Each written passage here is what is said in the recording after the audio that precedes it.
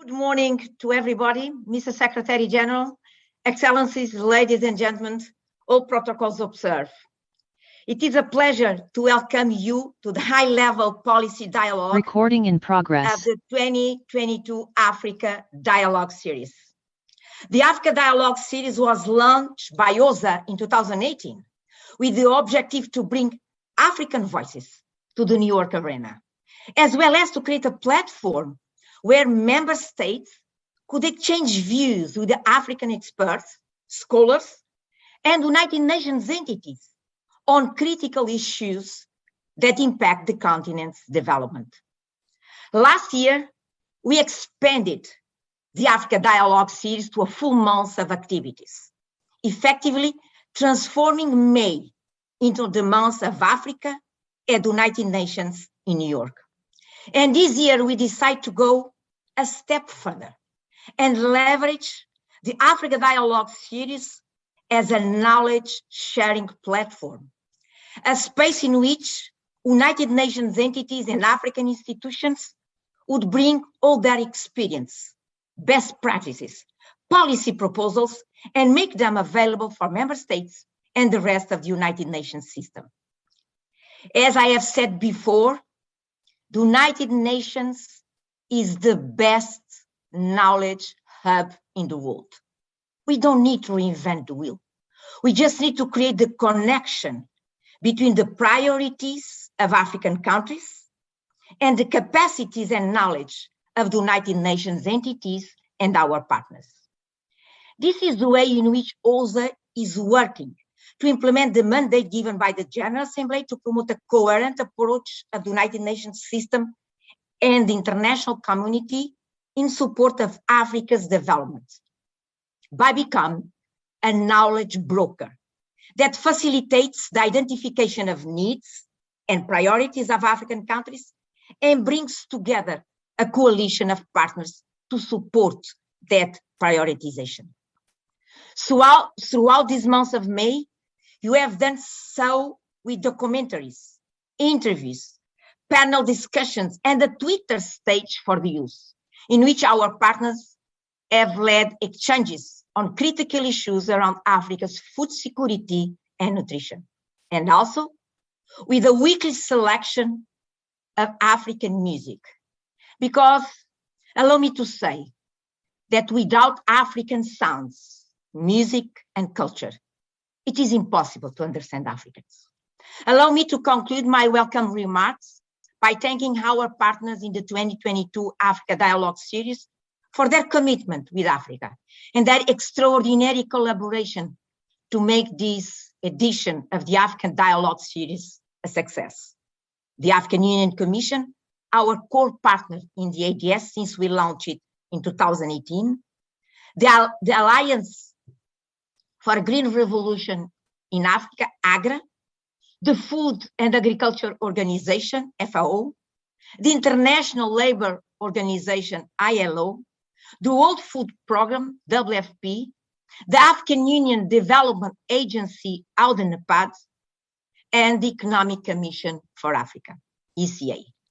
I would finally like to thank the United Nations Secretary General for being once again with us to open the high-level policy dialogue of the Africa Dialogue Series. Unfortunately, the Secretary General will not be able to stay for the whole length of the session due to prior commitments, but he wanted to be here with us in this important day for Africa and the United Nations. Mr. Secretary General António Guterres, the floor is yours, and muito obrigada. Thank you very much. Excellencies, ladies and gentlemen, I'm happy to join you for this dialogue series and commend your focus on nutrition and food security on the African continent. For too long, nutrition, food security, conflicts, climate change, ecosystems, and health have been treated as separate issues, but these global challenges are deeply interconnected. Conflict creates hunger. The climate crisis amplifies conflict. Economic insecurity is heightened by the pandemic and by inequalities in resources allocated for recovery. These problems are systemic and they are getting worse. Decades of progress on hunger are being reversed. After improving steadily in all regions between 2000 and 2016, hunger has sharply increased in recent years. Over 281 million Africans, 1 in 5, were undernourished in 2020. 61 million African children are affected by stunting, which can impact their physical and mental health throughout their lives. As always, women and girls are the most affected. When food is short, they are often the last to eat, and the first to be taken out of school and forced into work or marriage. Our humanitarian operations are doing their utmost to help. Just last week, I announced the release of $30 million from the Central Emergency Response Fund to meet urgent food security and nutrition needs in Niger, Mali, Chad, and Burkina Faso, bringing the total funding channeled through SURF in the Sahel to nearly $95 million since the start of the year. But this is a drop in the ocean. Humanitarian aid cannot compete with the systemic drivers of hunger. External shocks are further exacerbating the situation. An uneven recovery from the pandemic has put many developing countries on the brink of debt default. Inequality is enormous in that regard. The war in Ukraine has led to the highest food prices on record, and African countries are among those most heavily impacted, especially when this is coupled with rising energy bills and limited access to finance. I convened the Global Crisis Response Group on Food, Energy and Finance, involving all UN agencies and international financial institutions to provide data and analysis and to propose solutions. And the group immediately recommended that all food export restrictions should be lifted, strategic reserves should be released, and surpluses allocated to the countries in need. It is clear that solving this crisis also requires reintegrating Ukraine's agricultural production and the food and fertilizer production of Russia and Belarus into the world markets despite the war. And I'm continuing to pursue efforts to find common ground on this vital issue for people around the world. Dear friends, building resilience also requires addressing the climate crisis.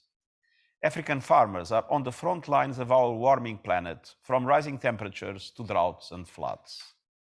Africa needs a massive boost in technical and financial support to adapt to the impact of the climate emergency and provide renewable electricity across the continent.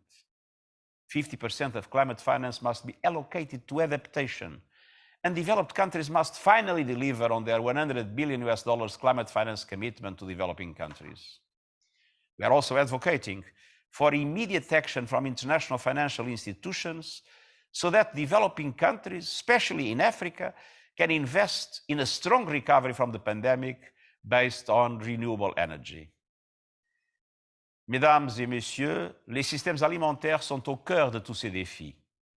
Le sommet des Nations Unies sur les systèmes alimentaires, qui s'est tenu en septembre dernier, a montré que la transformation des systèmes alimentaires avait un immense potentiel. De nombreux États africains ont appelé de leur vœu à un changement fondamental à travers des trajectoires de transformation inclusive qui portent simultanément sur la sécurité alimentaire, la nutrition, la protection sociale, la protection de l'environnement et la résilience face aux chocs. Je salue la décision de l'Union africaine de faire de 2022 l'année de la nutrition. C'est un premier pas vers la réalisation des engagements forts pris lors du sommet. Grâce à la coopération nationale, régionale et mondiale, nous devons tirer parti de l'expérience acquise et mobiliser l'expertise collective. Nous devons ensemble mettre ces trajectoires en œuvre. Le Centre de coordination des systèmes alimentaires des Nations Unies aidera les pays à concrétiser leur trajectoire de transformation, à éliminer la faim et la malnutrition et à promouvoir des pratiques agricoles durables. La communauté internationale doit se montrer à la hauteur de la situation. Il est inenvisageable de réduire l'appui alors que les besoins n'ont jamais été aussi grands. L'aide publique au développement est plus nécessaire que jamais. Et j'exhorte tous les pays à faire preuve de solidarité, à investir dans la résilience et à empêcher que la crise actuelle ne s'aggrave davantage. Chers amis, Excellences, lors de mon récent voyage au Sénégal, au Niger et au Nigeria, j'ai été impressionné par la résilience et la détermination des personnes que j'ai rencontrées. Les femmes et les jeunes en particulier étaient pleinement engagés en faveur de solutions durables leur permettant de vivre en paix avec leurs voisins et avec la nature. Si nous travaillons ensemble, si nous faisons passer l'humanité et la planète avant les profits, nous pouvons transformer les systèmes alimentaires, sauver les objectifs de développement durable sans laisser personne de côté. Nous devons éliminer la faim et la malnutrition d'ici à 2030. L'ONU sera à vos côtés à chaque instant. Et je vous souhaite des échanges fructueux et je vous remercie. Thank you. Thank you, Mr. Secretary General, for such clear call for action. Indeed, if we join efforts, United Nations entities, member states and partners will be able to address this challenge. Now, I would like to introduce the Deputy Chairperson of the African Union Commission, Her Excellency Dr. Monique Zangamana. The Deputy Chairperson could not join us live due to ongoing African Union Extraordinary Summit, but she has shared with us a video message. Thank you. The Secretary General of the United Nations, the President of the General Assembly, Permanent Representative of Botswana and President of the ECOSOC, Deputy Secretary General and their sister, distinguished ladies and gentlemen. On behalf of the African Union Commission, it's a great pleasure to join you in this Africa Dialogue series under the theme that actually is aligned to the African Union theme of the year around building nutrition and resilience in food security on the continent. A note of thanks to the United Nations Office of the Special Advisor on Africa, and also to the Permanent Observer Mission of the African Union for this successful organization of this event. You know, the continent has made a lot of progress in addressing food and nutrition, but a lot still needs to be done. We have conducted a study at the African Union on the cost of hunger in Africa, which has revealed that Africa annually loses 1.5 to 1.9% of GDP because of the cost of malnutrition. And this is in terms of health, in terms of well-being, in terms of education, and in terms of labor productivity. Sustainable nutrition outcomes should be built on a resilient food system that takes into consideration socio-economic and environmental and biodiversity aspects. And there is also a need to invest in productive social protection policies to minimize the impact of shocks and to escape food insecurity, malnutrition, and poverty. And it is for this reason that the African Union Commission and the African continent at large are working together with all our stakeholders to expand the scope of resilience work across the continent that is focused on transforming food systems for a healthy diet. And this shall require solutions involving multiple sectors and stakeholders. And the main objective of the African Union Year for Nutrition is to leverage the highest political commitment for the AU policies and strategies, as well as priorities, to ensure that member states achieve the nutrition targets set in the Malabo Declaration, the Africa Regional Nutrition Strategy, and the Sustainable Development Goals. And I invite you all that we work together to achieve these targets set for 2025 and 2030 respectively. I look forward to fruitful deliberations and thank you so much for your kind attention. And now, after these inspiring words of the Deputy Chairperson, I'd like to introduce the video message of the President of the United Nations General Assembly, His Excellency, Mr. Abdullah Said. Please.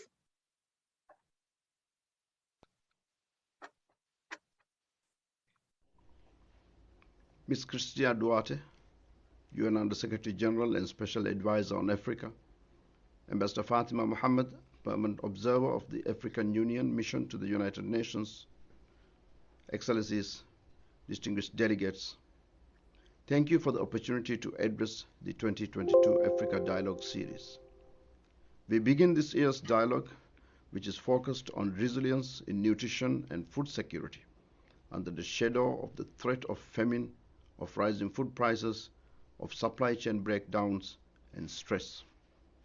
The COVID-19 pandemic, combined with armed conflicts, have disrupted supply chains of food and essential materials. These factors are driving food prices to new heights and threatening lives and livelihoods. Food security was already a challenge in Africa, but recent events have highlighted how Africa's challenges are magnified by external shocks. Added to this are the continued and ever-increasing impacts of climate change. Floods and droughts in Africa and throughout the world continue to impact agricultural production. Against this background, the African Union's theme of the year and the Africa Dialogue Series presents us with a proposal to overcome this challenge, strengthening the continent's resilience.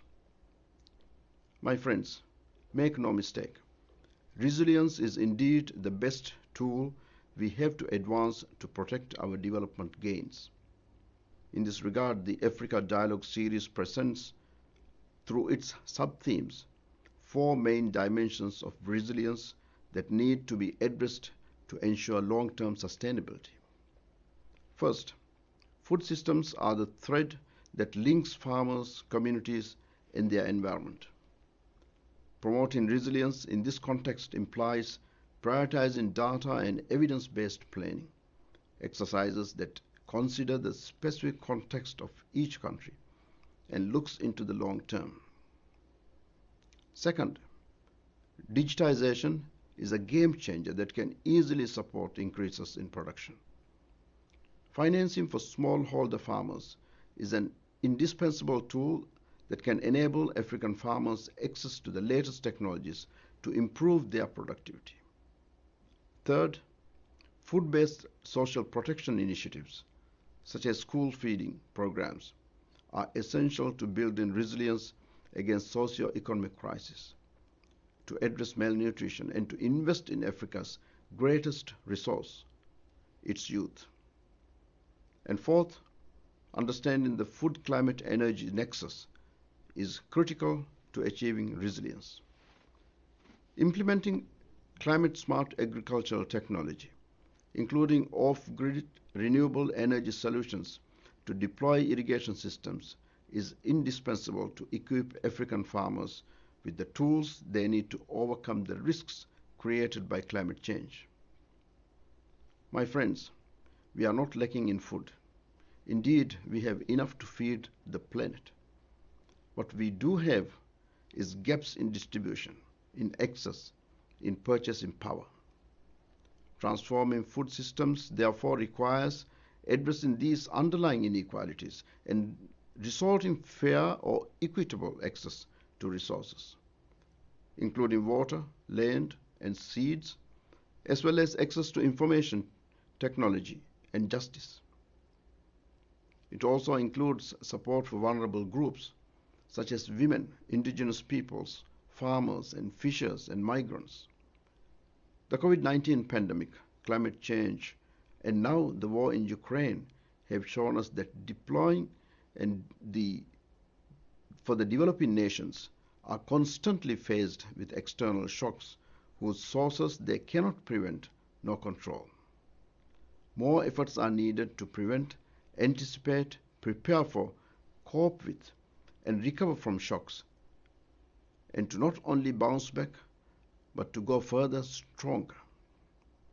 I'm confident that these 2 days of high-level policy dialogues will provide the opportunity for insightful discussions, and I trust they will feed into the discussions of the General Assembly to collectively identify actionable recommendations to support Africa's sustainable development. I wish you a successful Africa Dialogue series. Thank you.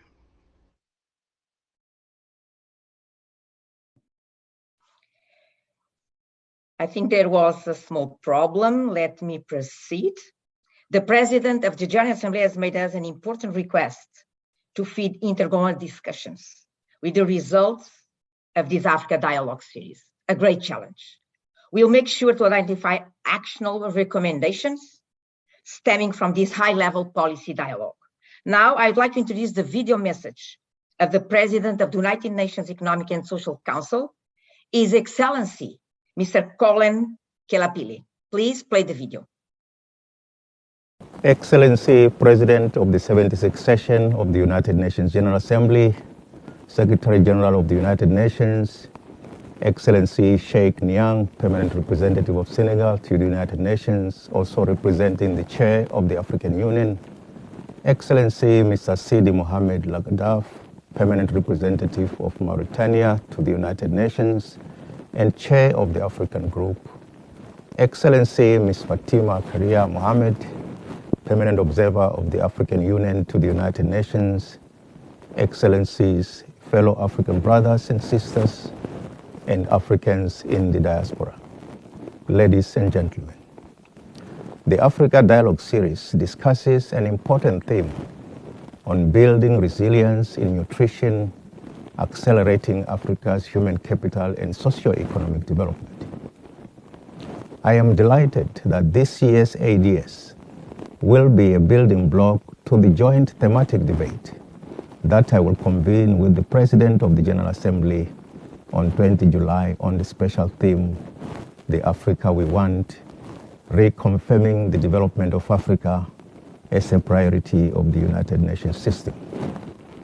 This special high-level thematic debate will focus on issues of vaccines, energy, and productive capacity development as entry points to Africa's recovery, climate change, and preparations for COP27, which has been dubbed an African COP, and on issues of domestic resource mobilization and global partnerships for recovery and progress towards achieving the Sustainable Development Goals and Agenda 2063.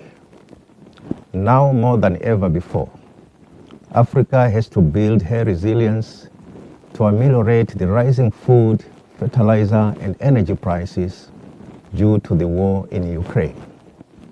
Africa also has to develop her food security systems to reduce dependency on food imports and boost the continent's food and nutrition needs.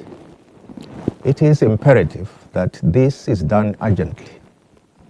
The Food and Agriculture Organization Food Price Index recorded its third consecutive highest level in March, while a marginal decrease of 0.8% was recorded in April, which was still about 30% higher than in April 2021.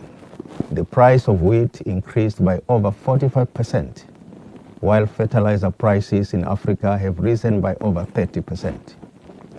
To address the challenges of the food prices in Africa, it is encouraging to note that the African Development Bank has approved 1.5 billion African Emergency Food Production Facility to support 20 million farmers to produce 38 million metric tons of food.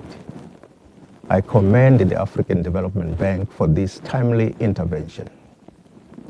While commitment by governments and their partners to put in place adequate social protection systems, both at the national and regional levels, has long been increasing in Africa.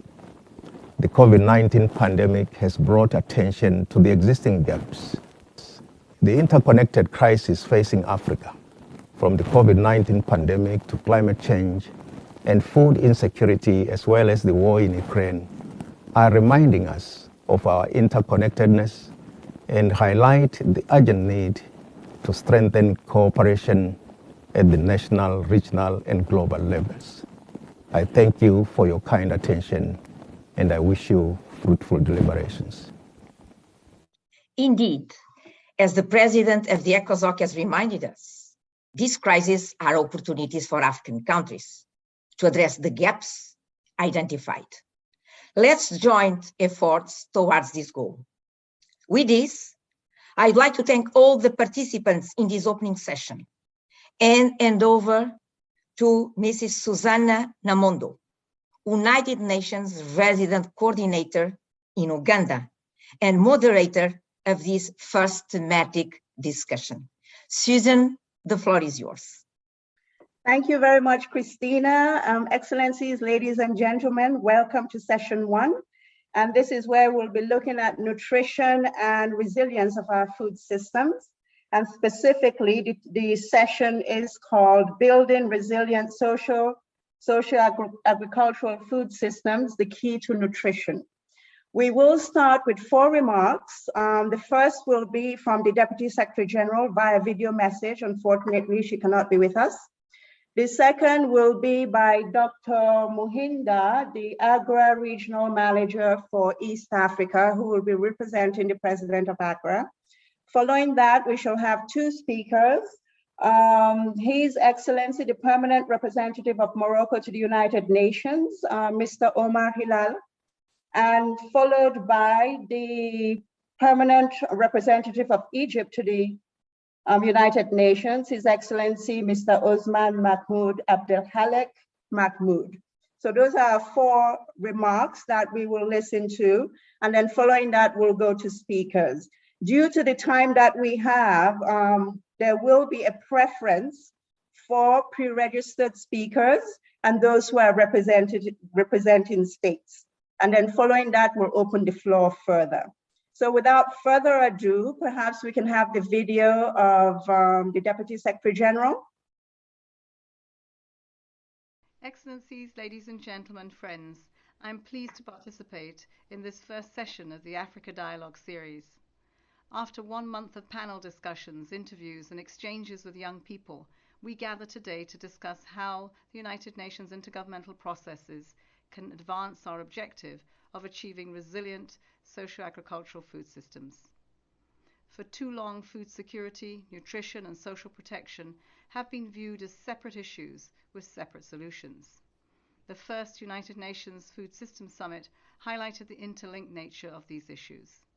It demonstrated the transformative power of food systems to address their underlying drivers, but also the urgent need for food systems transformation that places health and the well-being of societies, biodiversity, and our planet at its core. This is essential to realizing the human right to food, health, and healthy environments. Today, we are confronting the consequences of short-term vision, siloed piecemeal efforts, and a lack of concrete action. We cannot continue with business as usual and upscale current production practices that are not compatible with a sustainable management of our resources and the environment. But change is underway. Many African member states are leading this call for change, proposing visionary national pathways to address food security, nutrition, social protection, and resilience. Now is the time to deliver on these pathways for food system transformation, especially as countries grapple with skyrocketing food, energy, and fertilizer prices. I welcome the inclusion of a food day at COP27. We need solutions that bring together the best scientific knowledge, global good practices, and private sector engagement for greater national, regional, and global collaboration. We must harness the global momentum to deliver healthy diets from sustainable food systems for all. For Africa, we must have one ambitious goal: to move away from historical burdens of food insecurity and malnutrition and see Africa become an empowered and self-sustained global provider, the food basket of the world. I look forward to our discussions. Thank you. Thank you so much for that video, calling on our visionary leadership on the continent. Without further ado, going to Dr. Muhinda for the keynote address. All right, so thank you very much, Susan, for this opportunity, and I kindly accept greetings from Dr. Agnes Kalibata, who wasn't able to join this important dialogue this evening. So the Secretary General of the United Nations, colleagues on the panel, dear participants, all protocols observed. Let me start by congratulating Christina and the team for leading and driving the ADS engagement so far, and also dedicating this month for Africa. And as AGRA, we are really proud to be associated with the Africa Dialogue Series. So indeed, there is no better title to speak about at this time than building resilient socio-agricultural food systems, key for nutrition. So this is the time our food systems have been challenged more than ever before. Like said by previous speakers, climate change has become persistent and more frequent, more severe, and the latest IPCC report, warned that it will hit hardly the already vulnerable countries. On top of climate change, we have COVID-19 disruptions, which has affected the core food systems and rendered more people hungry, as shown by the state of food insecurity in the world. Now, the ongoing conflict in the Eastern Europe has actually, again, challenged the current situation, which was induced by climate change, and has actually visited upon household, communities, and nations since 2014, coupled with skyrocketing food fertilizer prices, and now shortage of wheat, oil, fertilizers, among other commodities. What are some of the facts that we are confronted currently in Africa? We are seeing that 38 countries have rates of anemia in women of reproductive age above 30%. 50% of the 55 African Union member states have prevalent stunting rates. 15 member states still have prevalent childhood wasting rates below 5%. 18 member states have met the target of at least 50% rate of exclusive breastfeeding. 20 countries have met minimum 70% rate of vitamin A supplementation. Globally, we are off course to meet 5 out of 6 global maternal, infant, and young children nutrition targets.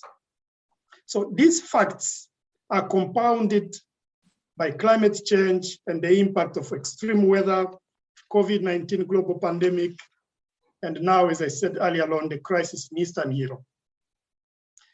However, despite this painted picture, and from what we learned during the 2021 Food System Summit, building resilient food systems is actually possible. Indeed, there was one specific action track which was dedicated on building resilience to vulnerabilities, shocks, and stresses. During the Food System Summit, we noted the dysfunction of our food systems, given the hunger and the nutrition, child stunting in parts of the world, while in others, there is overconsumption, accompanied by obesity and other diet-related diseases. A Food System Summit was not only a platform to identify challenges, but more so on generating game-changing ideas and solutions that got condensed into country pathways that head of state and government stepped forward to state and stress as priorities. It's important that we are having this conversation now on building resilient social agricultural food systems as this is the time we're actually encouraging and supporting national government to translate these pathways into food system strategies and investment plan. From the AGRA perspective, this process is being undertaken in two different approaches. In one case is we're joining effort by other development partners to support national government in actually domesticating their food systems pathway and game-changing ideas into the existing national development frameworks. On the other side, there is an approach going on currently in supporting countries to develop full-fledged, costed, and implementable flagship programs around agreed upon pathways. Now, that is how we shall collectively be able to move from talk to action, including building resilience and ensuring access to safe, nutritious food as part of our contribution to the UN Secretary General's decade of action in the run-up to 2030, but also for our countries to achieve the SDGs target, as well as the CAADP Malabo Declaration targets by 2025. Lastly, with the ongoing shortage of imported food and inputs, the context of Africa, we are adjusting our response plans to focus on enhancing productivity and consumption of locally grown commodities at scale. For instance, indigenous African cereals such as millet, sorghum, teff, and even legumes, but also scaling out fertilizer replacement and also input efficiency enhancing technologies and practices through African homegrown last mile delivery infrastructures. On this note, I thank you for your kind attention. Thank you very much, Dr. Muhinda, for that, especially painting that really sobering picture in terms of how far we are in Africa from our nutrition goals, and really clarifying the two paths we have towards the exploration of these new pathways towards a more resilient food system. The first being, working through the National Development Framework and making sure that we support that. And the second being developing full-fledged flagship programs around new pathways that are agreed upon. Thank you very much for that. And without further ado, let me go now to the remarks from His Excellency, the representative of Morocco to the United Nations. Ambassador, over to you. Hello, good morning or good afternoon. First of all, allow me to thank OZA and the African Union for convening this African dialogue series on the crucial topic of food security in the African continent, accelerating the human capital, social and economic development.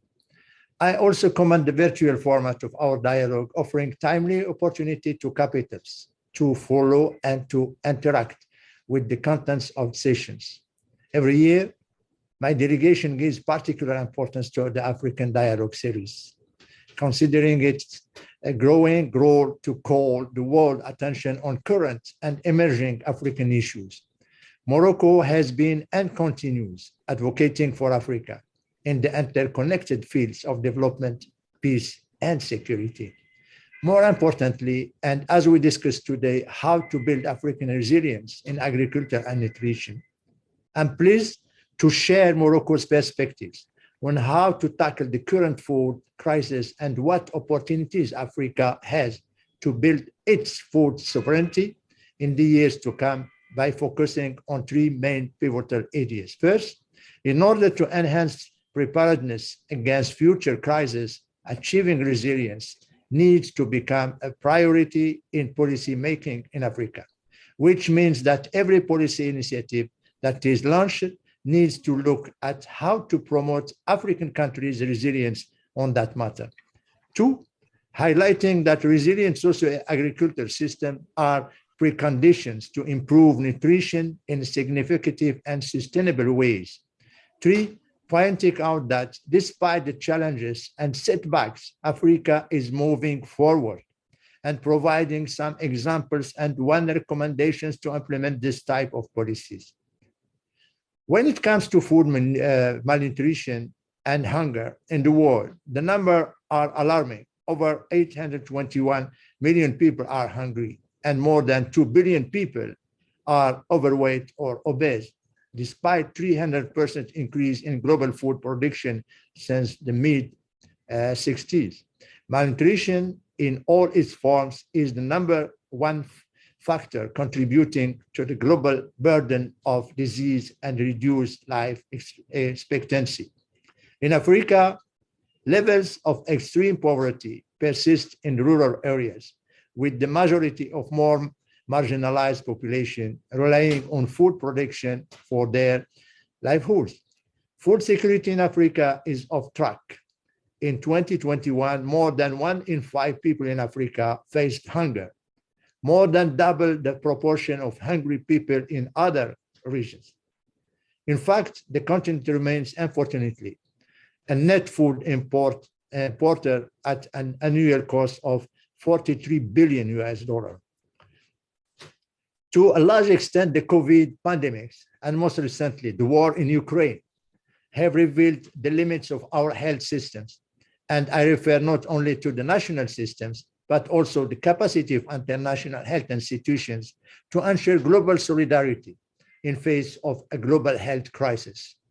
However, both crises have also illustrated the fragility of our food systems and how easily they can be disrupted.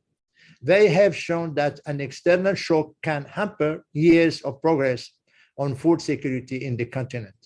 In some, they had shed light on the central question of the resilience of food systems and its link to people's food and nutrition security.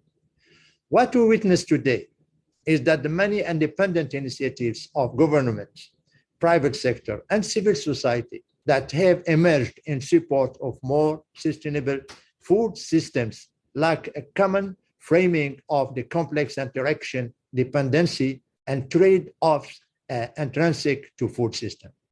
This is constraining the ability of African societies with different priorities, observing different trends, and having different agroecological and institutional potential to identify and implement appropriate pathways toward more sustainable and resilient mechanisms of agriculture and food programs.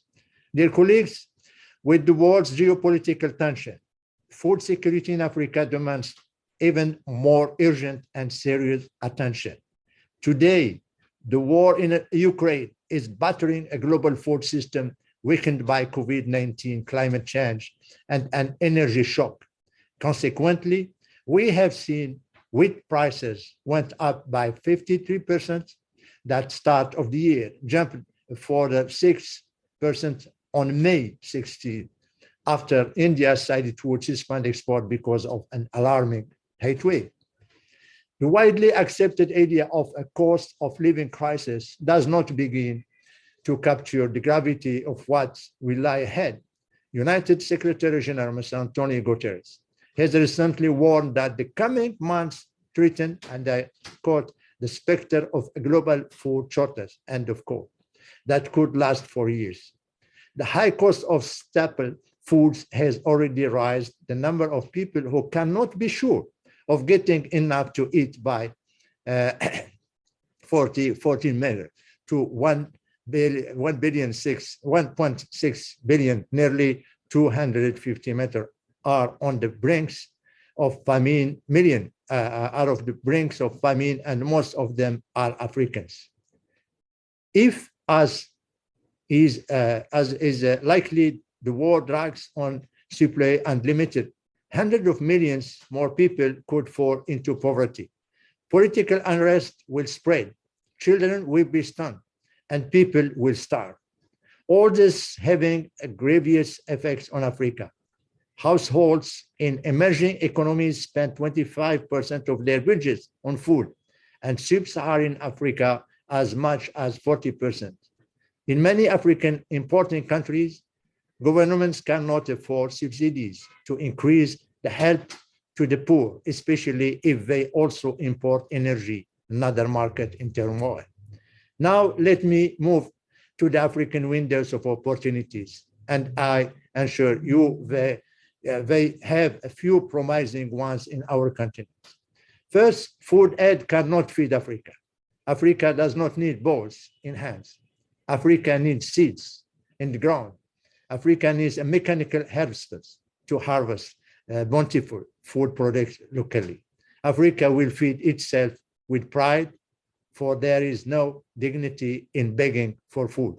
Two, today Africa has its comprehensive Africa Agriculture Development Plan, CAADP, the Malabo Declaration on Accelerated Agriculture Growth, which aims to end hunger by 2025. These are frameworks that exist with programs such as the Adaptation of African Agriculture Initiatives, launched in COP22 in Marrakesh, as well as the Great Green Wall for Sahara and the Sahel. They all demonstrate Africa's determination to drive its own development with sustainable and long-term stewardship of its sources. Three, before COVID-19, reports indicate that there are huge economic and business opportunities in Africa. These reports found that households spending is expected to grow by 2.5 trillion in 2025, while spending by business would grow to 3.5 trillion in the same period. In addition, Africa could nearly double its manufacturing output from $500 billion to 930 billion. 3/4 of that potential would come from manufacturing within Africa of some of processed agro-foods that Africa currently imports. This is to say that Africa has enormous agricultural potential, with the largest share of the world's uncultivated fertile land, abundant water resources, and proximity to transportation links and regional markets. The continent's youth bulge is also a golden opportunity to be exploited, including by engaging more of the youth into sustainable agriculture and agriculture-related activities. For example, in 2017, Ghana launched its Planting for Food and Job initiatives, an initiative focused on improving crop seeds, livestock, and leveraging technology and mechanization of agriculture while promoting job creation. Also, countries like Tanzania, Ethiopia, and Tunisia, Nigeria, developing some of the most promising organic farming in Africa. In 2020, my country, Morocco, launched its Generation Green 2030 strategy, an initiative sustained on two pillars, human capital and sustainability. The first pillar of the strategy seeks to strengthen the livelihood of agro-producers. The second pillar looks at the element that can support transformation of the country's agriculture sector into competitive economic actor. There are just some examples of how African countries are facing their challenges. With those success stories in mind and with adequate investment, African agriculture can also contribute to intra-African trade, industrialization, economic diversification, sustainable consumption, environmental management, job creation, and shared prosperity. Additionally, climate change also has been an opportunity for innovation and adaptation. In fact, the current food security crisis in Africa provides stark evidence of the need to build Africa's resilience and ability to cope with climate change, especially that Africa's agriculture is very climate dependent. With Africa, what Africa needs is increased investment in agriculture through mobilization of resources, both public and private. Moreover, there is a need to attract foreign investment, which is socially responsible and one that benefits African local smallholders. To conclude, Africa should double its determination, especially in these difficult times, to achieve a continent in which people can produce sufficient food for domestic and external markets and restore its status as the world's net exporter of agricultural products rather than a net importer of food. Realization of Africa's full agricultural potential will positively impact the livelihood of farmers, fishermen, and members of their households. It will impact all African and has also the potential to feed the world.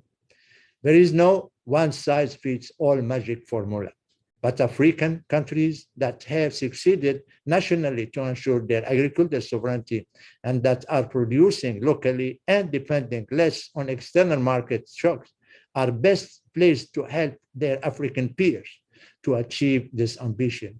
This means further promoting green finance for Africa in the next decade, investing in a just and inclusive industrial transition, and rebuilding the agriculture sector inside the continent to depend less on food imports and to create local jobs for the current and future generation.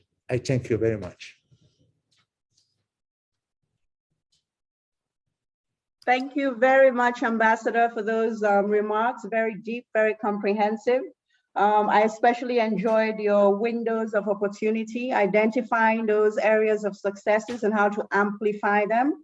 And of course, the point you made on how we need to increase investment in agriculture, both public and private, and of course, also along the lines of green finance. Ambassador, His Excellency, the Permanent Representative of Egypt to the United Nations, over to you, please. Thank you very much, my dear sister, distinguished moderator, my dear sister Susan, my dearest sister, USG Christina Duarte, my dear brother, Jean-Jacques, representing AGRA, and all the distinguished colleagues, indeed, ambassadors.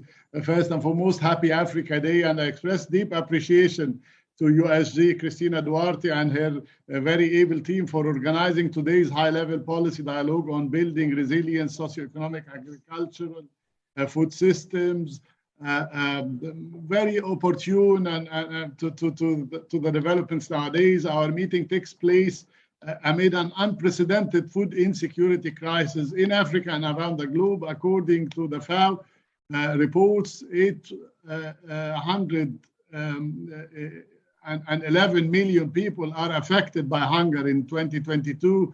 The FAO Food Price Index reached its highest peak in March 2022 since its inception in 1990. In Africa, only 1 in every 5 persons face the threat of hunger as we speak. The continent remains a net food importer at an annual cost of $43 billion annually. Most certainly, this crisis, distinguished colleagues, was not created overnight. Even before the COVID-19 pandemic, the world, especially in Africa, was not on the correct path to achieve SDG 2, to end hunger and achieve food security. The COVID-19 pandemic further exacerbated the already dire situation. The socio-economic manifestations of the pandemic included increasing inequalities affecting the fiscal space and disproportionately affecting our countries in Africa. This situation was further compounded by the adverse effects of climate change, which include the drought, flash floods, availability of water, economic development, and social inequalities. Water scarcity in Africa have severe manifestations on the activities of agriculture and the efforts to achieve food security. 1 in 3 persons are affected by water scarcity on our continent. This already dire situation is further affected by the geopolitical tensions. The continued crisis in supply chain and the disruption to transport and shipping, the rise in energy and fuel prices, which is increasing all commodity prices, narrowing fiscal space, and moreover, increased protectionism that we have seen all over the globe. In this regard, I would like to share with you a few numbers, if you would permit. More than 60% of the population in Africa are smallholder farmers. I believe my dear brother, Ambassador Omar, has alluded to that as well. To about 23% of the continent's GDP comes from agriculture. 3, according to the African Development Bank, Africa's annual food import bill of $43 billion estimated to rise to $110 billion by 2025. This bill is expected to further increase in light of the Ukrainian crisis and the disruptions in the global supply chain. According to the ICRC, about 346 million people in Africa are facing severe food insecurity. 4, the IPCC Working Group 2 report on impacts, adaptation, and vulnerability pointed that the regions most vulnerable to climate change are Africa, Central and South America, South Asia, and the small island developing states. Hence comes the utmost importance of adaptation and resilience. Africa is suffering from the manifestations of climate change, especially desertification, drought, and water scarcity. To address that multi-dimensional complicated crisis, I would like to highlight the following points. Firstly, on the immediate action, all efforts must be exerted to ensure that the need of the developing countries, especially net food importing countries, are fulfilled in a timely and efficient manner. Strengthening partnership regionally and internationally is urgently needed now more than ever. Secondly, achieving food security must be addressed in a comprehensive approach. This should be based on our commitment to achieve the sustainable development and leaving no one behind. Provision of the means of implementation, including availing finance, transfer of technology, and capacity building to the developing countries to achieve sustainable agricultural production is needed now more than ever.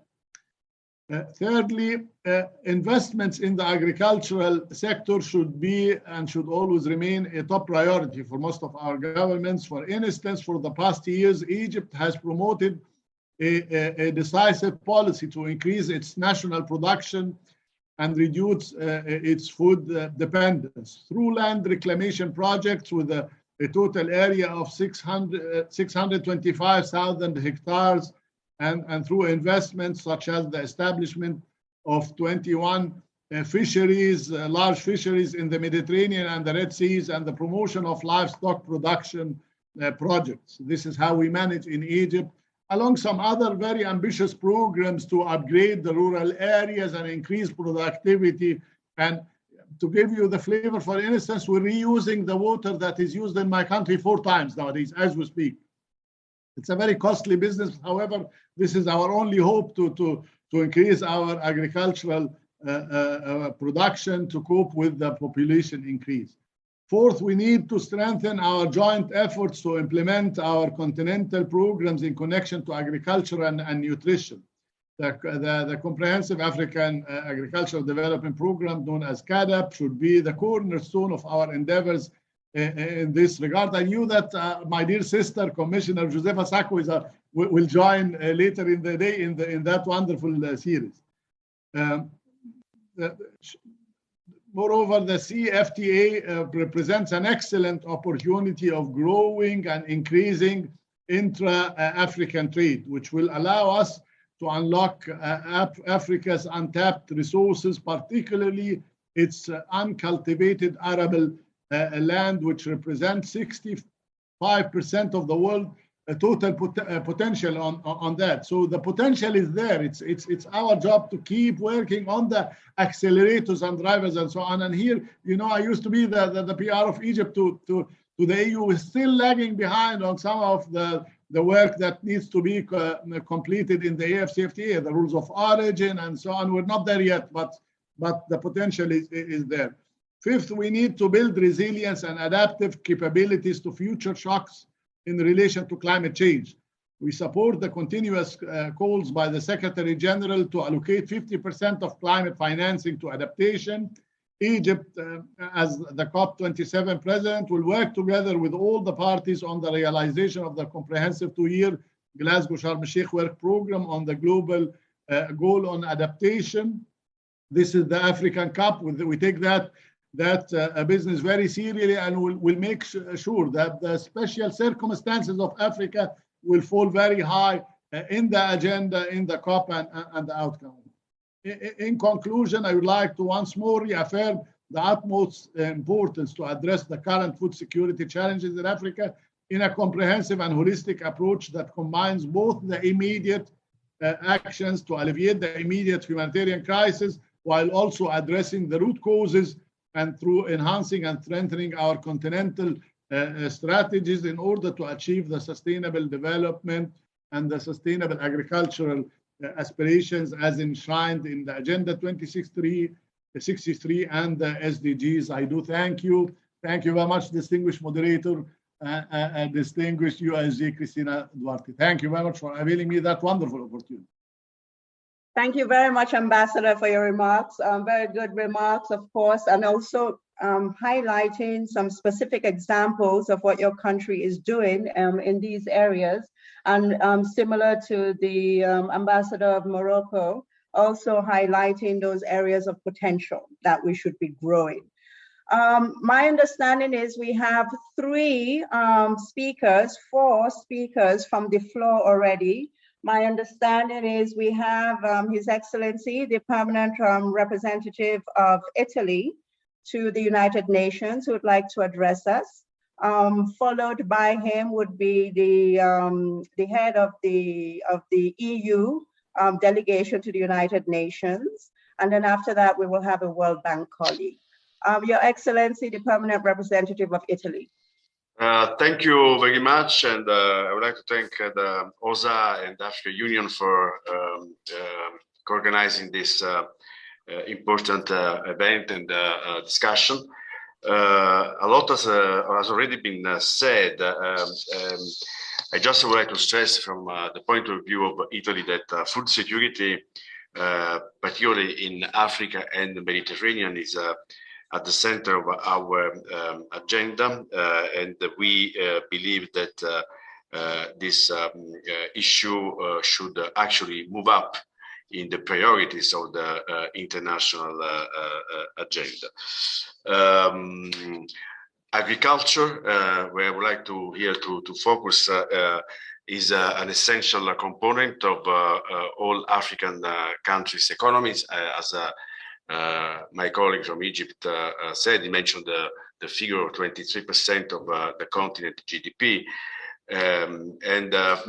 For this reason, Italy has financed initiatives to bolster agro-food systems by promoting sustainable production and consumption.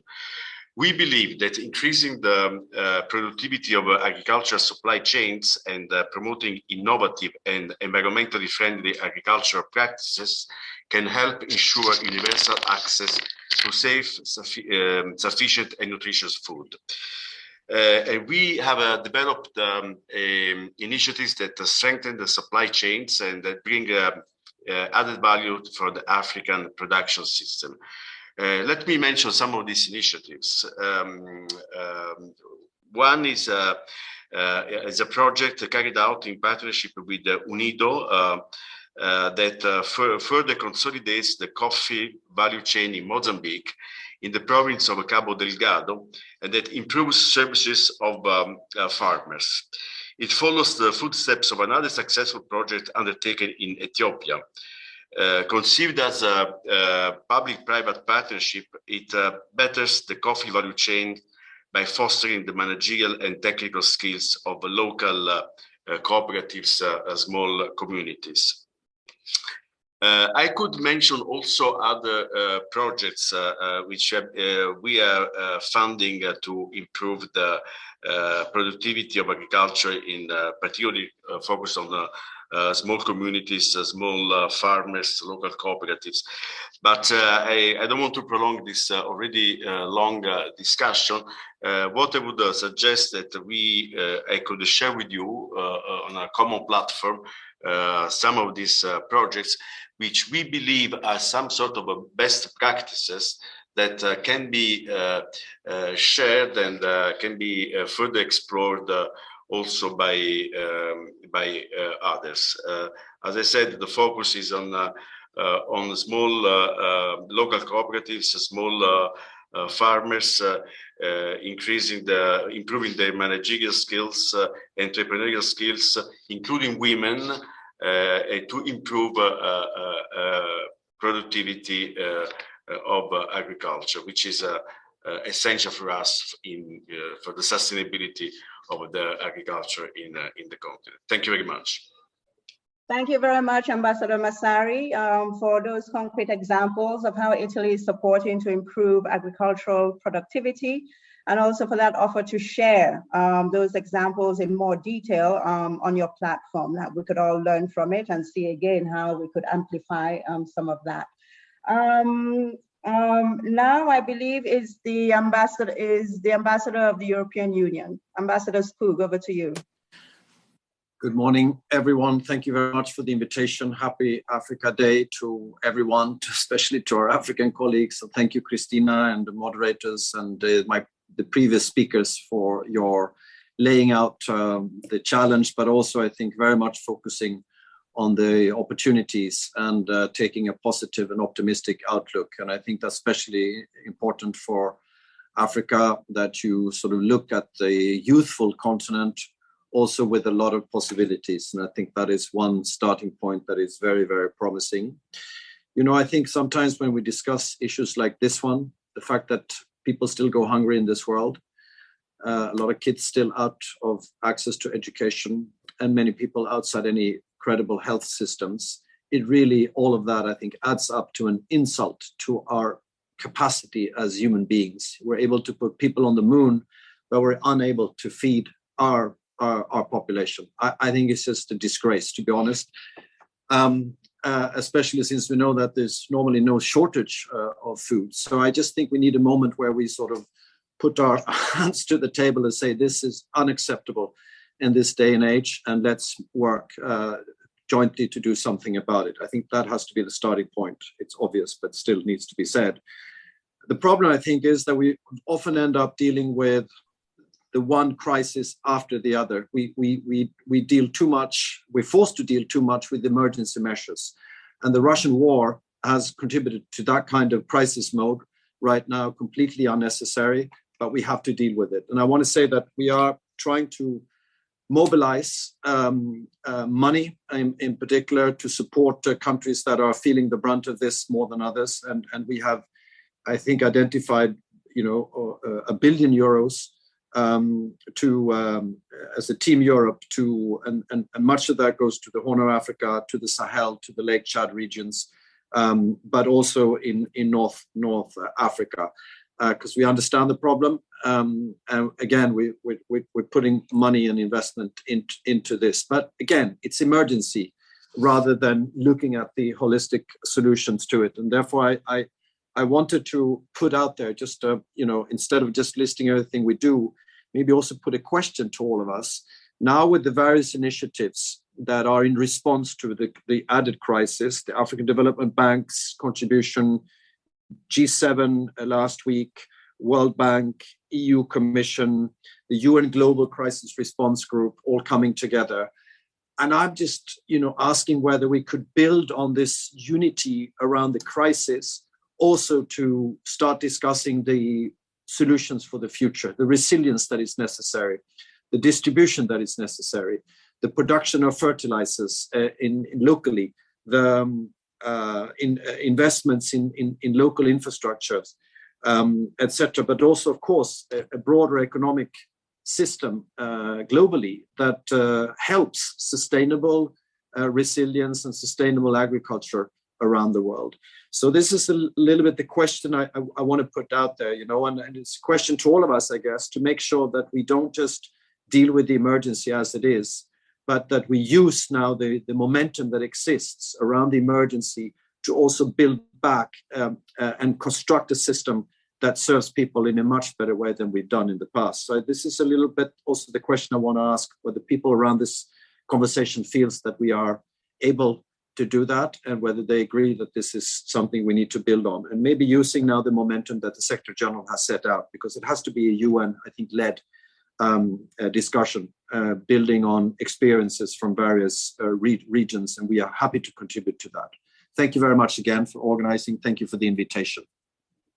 Thanks, Ambassador, and especially on that focus on, we are so focused on reacting on the emergency. How do we move to a more holistic approach, a development approach? I hope we will have time to come back to that. I think we do have time to come back to that. Thank you so much for that. Moving on now to our colleague from the World Bank, who is a senior specialist on food systems and climate and environment. Over to you. Thank you very much, everyone. Thank you, moderator.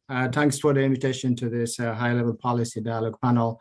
A lot has been said already, so I just wanted to kind of, highlight a little bit about, the sort of the action areas where more needs to be done in terms of actually leveraging the current crisis and putting Africa on a more resilient, sustainable path for agri-food systems development. Thinking a little bit broadly, just 20 years, basically after Maputo, the CARAP declaration in Maputo, which offered, puts 10% of the national budget to, and grow agriculture by 6% every year. So we are here 20 years after, and then we have gone through the 2007-2008 food crisis, and yet Africa is still importing $45 billion worth of food to the region, and we have close to 300 million people who are usually malnourished. And yet, I think, as many of you have already said, Africa has a potential to feed itself.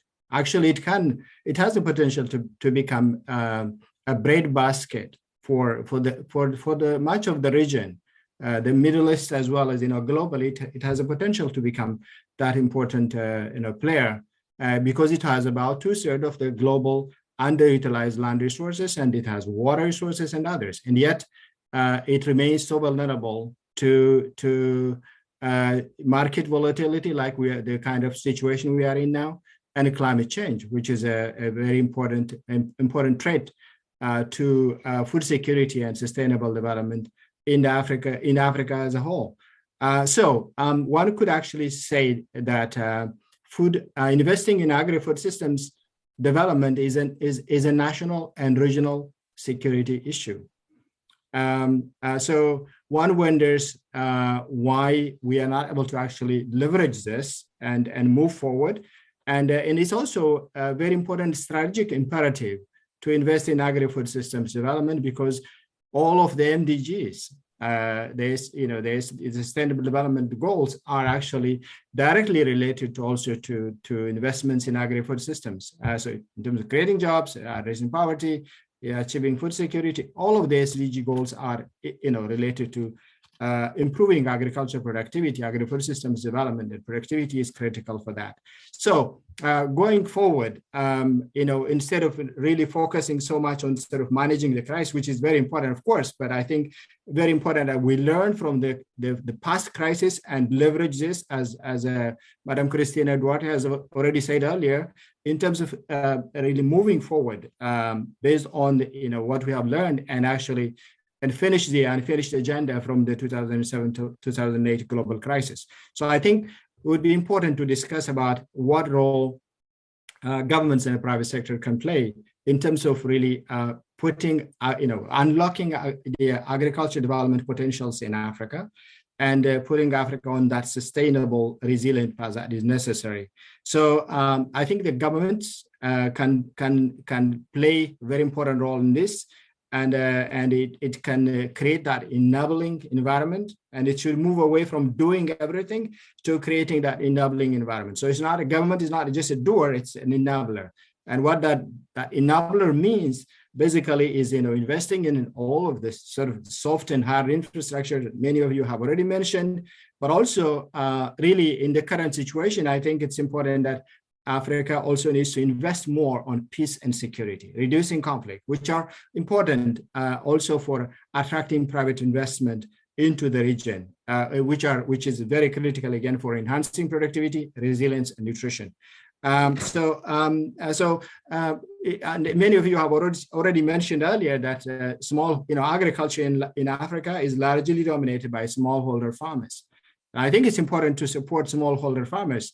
But at the same time, it is now critically important also to grow the medium scale and large scale producers. While we support the small scale farmers to actually access inputs, technology, and services, and connect with markets, And there are many ways of actually doing that, for example, by supporting them to organize themselves, empowering them through producer organizations. For example, in Ethiopia, agriculture commercialization clusters, there are about 30,000 agriculture commercialization clusters for producing different types of products, and about 1.5 to 2 million farmers are involved in this. So there are many different ways of organizing farmers to benefit from this. But as I said, it's also critically important now that we have to grow the middle scale and large scale family farms and agribusiness firms to come and fill some of the space that the smallholder farmers were not able to actually fill in. And for that, I think there are many success stories, good bright spots in Africa region, for example, in Zambia and Tanzania and Nigeria, where existing land policies and governance structures actually allowed farmers to be able to consolidate their farms and to grow into a sort of a medium and large scale farm. So there is, I think, where those kinds of policies actually are permissive, it is possible that the medium scale farmers and agribusiness firms could also grow into this space. Another area is critically important is providing finance for smallholder farmers and also for small and medium enterprises, which is of course critically important. And there are many areas where this kind of opportunities exist for private sector investment in Africa, in agribusiness environment, agri-food systems, digital agriculture, renewable energy, and linking that with small-scale irrigation, sustainable management, utilization of land and water resources, mechanization from production to processing, and reducing wastage and loss, and logistics and processing. Really, I think at the moment, really very important is to be able to actually, really boost upstream productivity, increase supply. Supply is the most constrained at the moment. So enhancing production in all the different sectors, in different, local, enhancing productivity of locally grown foods and food types like crops and livestock, like many you have said already, drought-tolerant crops, locally adapted sorghums, for example, millets, cassava, and others are all very important in terms of enhancing adaptation and resilience. And on my last point is in terms of really thinking a little bit out of the box in overall in terms of attracting private sector investment. In the past, we thought that basically the private sector could come in and find its own avenues in terms of really investing in a particular sector or area. I think that is, we understand that that's not necessarily moving us to the direction and level we want agriculture productivity to reach. So governments and the public sector needs to provide new avenues and make a deliberate effort in terms of really finding opportunities for agribusiness development, which means really establish a business development support fund. The public sector can provide that. AGRA and many of you who are in the World Bank could also support that process. And what this means is really helping the private sector and small and medium enterprises in terms of identifying, doing feasibility studies in different subsectors so that they know where the opportunities for investment are, and do the financial analysis, risk analysis, and create the enabling environment. And also environmental social impact assessment is critically important. This kind of a catalog of bankable projects in different sectors and creating the enabling conditions for private sector investment to complement what the bank is, what the governments and other development agencies are doing is particularly important. I think this sort of informed, knowledge-driven, informed matchmaking for the private sector to be able to really come in and invest in improving productivity and resilience is critically important. And there are many areas where the private sector may have constraints in doing that, and public-private partnerships. And there are many ways of actually reducing some of that risk that private sector feels could be very important areas in terms of really incentivizing and accelerating private sector investment in the agribusiness development. So thank you very much. Let me leave it that back to you, Madam Facilitator. Thank you. Thank you very much, Mr. Shifarau. Yes, sorry about that. I believe we have one more speaker, the PR of Senegal. Is His Excellency able to join us? Yes, I'm here. Can you hear me? Oh, yes, I can hear you.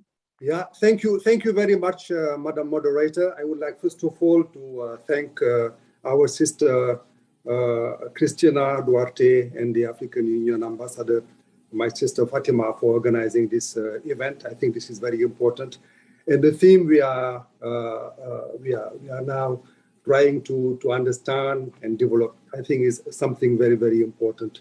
We have been going through a very severe crisis. And I think, as we say, every cloud has a silver lining, and every crisis brings opportunity. And that's why I would like, in this regard, to thank and congratulate my colleagues, Omar and Osama, for the very brilliant presentations. I totally agree with what they have said on the way we should approach this crisis.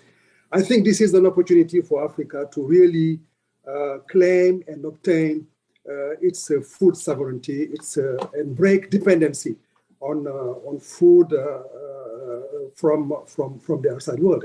It's true that we are living in a globalized world, but I think we have to use our potential fully to make sure that we can emerge from this crisis more independent, not only on COVID, because COVID has also showed us that we can achieve things, we can rectify errors of the past, and right now we are seeing really patterns which show that Africa is emerging from both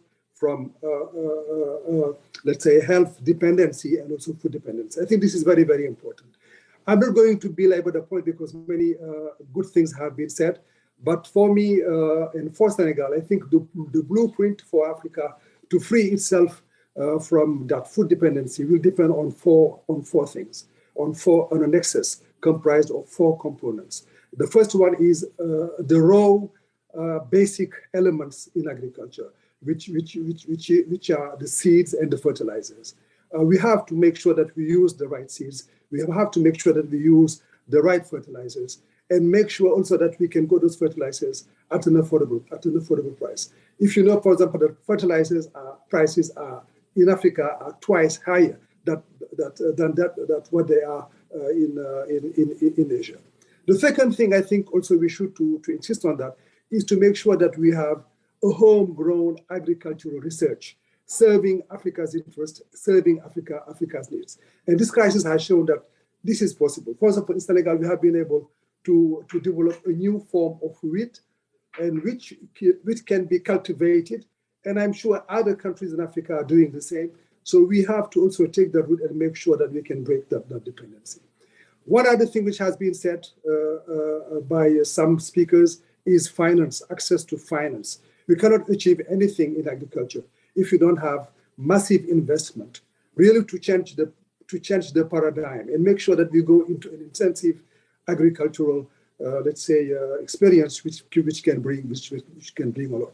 One last element, the fourth component for me in that nexus, it hasn't been developed enough here, is the access to energy. And we must make sure also energy can be there as a booster. We must make sure that energy can be there can be mainstreamed into agriculture. And I think if we do all those four things, we can really achieve a lot. So for the sake of time, I'm not going to elaborate more. I just want you to mention for me or for Senegal what the blueprint for Africa, let's say, independence and Africa sovereignty in the food sector can be. I thank you very much for your attention. Thank you very much, Ambassador. Unfortunately, my understanding is we need to be wrapping up the session. There have been a number of really, really rich ideas. I think it's been a very, very rich session. Collectively, we all agree that we're in a crisis and something needs to be done. It is clear that there are lots of good examples that we could tap on and grow. There was a lot of emphasis in terms of having a more holistic and development approach. And I'm wondering, when I heard the DSG's remarks, she did mention COP27 and her desire that there be a food day. And since we don't have the time to develop a number of these ideas, there's a process already in place that was launched by the Secretary General. We did have the Food Systems Summit. There's lots of work happening in countries already developing these pathways. I wonder if we can create a moment on the sidelines of COP where we bring some of these ideas more concretely, what is happening in countries, to discuss further there. I wonder if that would be acceptable. I also really liked the comment I heard, I think, from our World Bank specialist who talked about bankable projects. I think that had also been mentioned by others. But I think part of the idea of looking at these pathways is then to be able to support governments in terms of really identifying some key projects that can be catalysts in terms of getting us to a more resilient food system. If that's something that was considered agreeable, perhaps that's something we can pursue and then have a moment soon again, when COP is happening soon again, to really crystallize some of these ideas that have been shared. Again, an extremely rich session. Before I hand it over to my colleague in Côte d'Ivoire, Christina or colleagues from OSA, any comments that you would like to make? Susan, thank you very much. It was an outstanding conversation. Yes, external shocks should be processed by us as Africans, above all, as opportunities. Let's transform disruptions in opportunities. Let's move to sub-team 2. Thank you, Susan. Thank you very much. Thank you, Christina. Thanks to all the panelists, really, truly rich. So, Philippe, over to you. Thank you very much, Suzanne and Christina. So we've heard a lot about the potential and the opportunities that Africa has to offer when it comes to food and agricultural systems. And we'll now be moving to the second session, which will be focusing on making smallholder farmers, and especially women, the backbones of the resilience of those farming systems. And of course, this means giving them access to land, to digital transformation, and to finance. We will have 3 parts in this session. We'll first hear from 2 Africa Dialogue Series organizing entities, which will set the stage for us. And then we will hear from 2 African permanent representatives who will be presenting the perspective of African countries on the issue. And then we will have our interactive discussion, which we hope will bring us additional policy proposals from African voices on those issues. So just maybe I would like to say that for the interpretation, I think this is going to be stopping in about half an hour. So sorry for that, but I'm sure we can continue the exchange and the discussion in the interactive discussion in English when we are about to start the interactive discussion.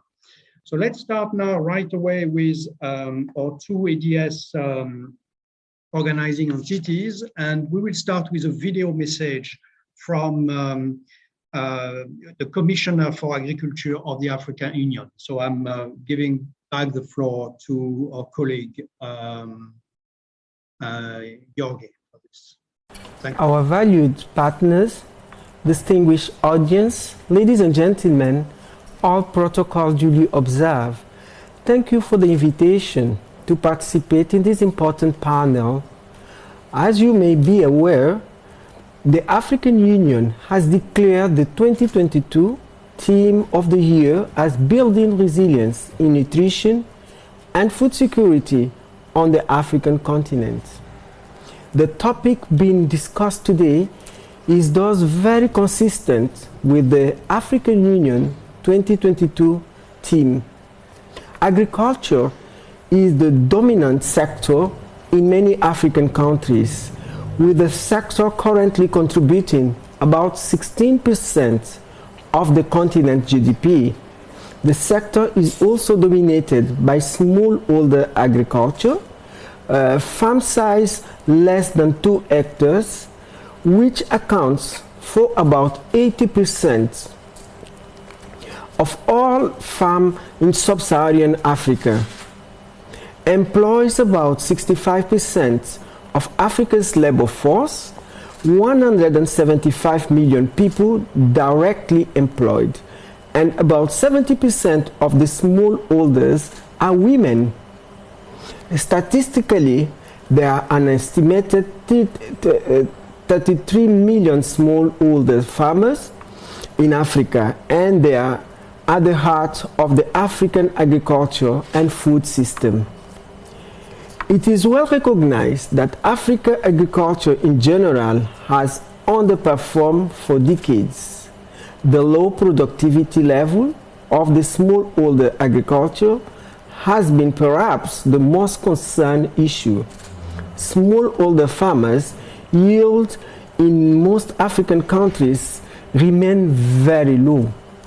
However, whether in terms of irrigation or mechanization, Africa uses updated technology that have long been replaced in favor of more productive and efficient ones in other parts of the world. Hence, most of the rural population in the continent has not been able to move out of poverty, and yet empirical study shows that smallholder agriculture can perform better, and there is room for improvement if we support them and we empower them. The lesson from the COVID-19 pandemic and the ongoing Russia-Ukrainian crisis is that we must promote resilient agriculture, especially by small-scale farmers, as food sovereignty is no longer an option for Africa. Ladies and gentlemen, let me briefly outline strategy for strengthening resilience of our farming system. The recommendation of the UN Summit on Food System and the 43 game-changing solution on the Common African Position, the result of the various national dialogue on food system across the continent, provides sufficient material for us to transform agriculture and achieve the 7 CADEP commitment, commonly known as the Malabo Declaration. We must work with member states to implement this recommendation if we want to change the narrative on the continent. We also need to embark on a land reform process, and land is the anchor of any farming system. Access to land and land security are essential to transforming agriculture in Africa. The current average size in investment is about 2 hectares or less, is a real constraint to invest in adopting innovation and modernizing our agriculture. So we need to give more land to our farmers so that we can bring the new technology for them.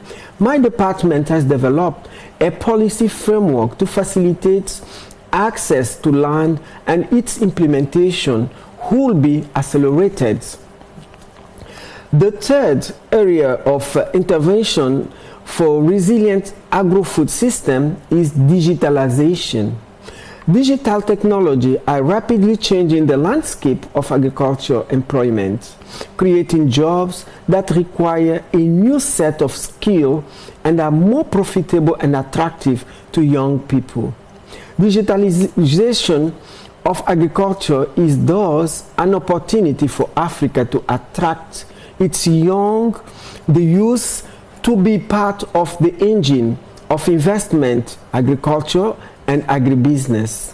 Between 10 and 12 million young people will enter the African labor market every year over the next decade. However, very few young people in Africa see a future in agriculture. It will therefore require not only the right support, but also a change of mentality to attract the youth on agriculture. The fourth area is boosting the intra-regional trade in agricultural products. We must take full advantage of the opportunity created by the AFCFTA to increase inter-regional trade in agricultural products and services as a means of achieving sustainable food and nutrition security in Africa and reducing the food import bill, currently estimated at $43 million annually. My department has developed the Common Africa Agro-Park program endorsed by EU policy organ to facilitate transboundary and transnational mega-industrial corridors on the continent for food production and free trade of agricultural products in support of the AFCFTA. Working with FAO, we have also developed a continental framework and action plan for boosting the intra-African trade.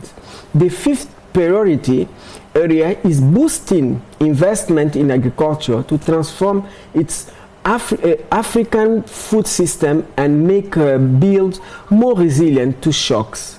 In particular, we need to invest in research to generate technology that will assist farmers increase their productivity. The CADEP target of 10% of annual public expenditure is not being met, as only 4 countries out of 51 were on target on the third BRR.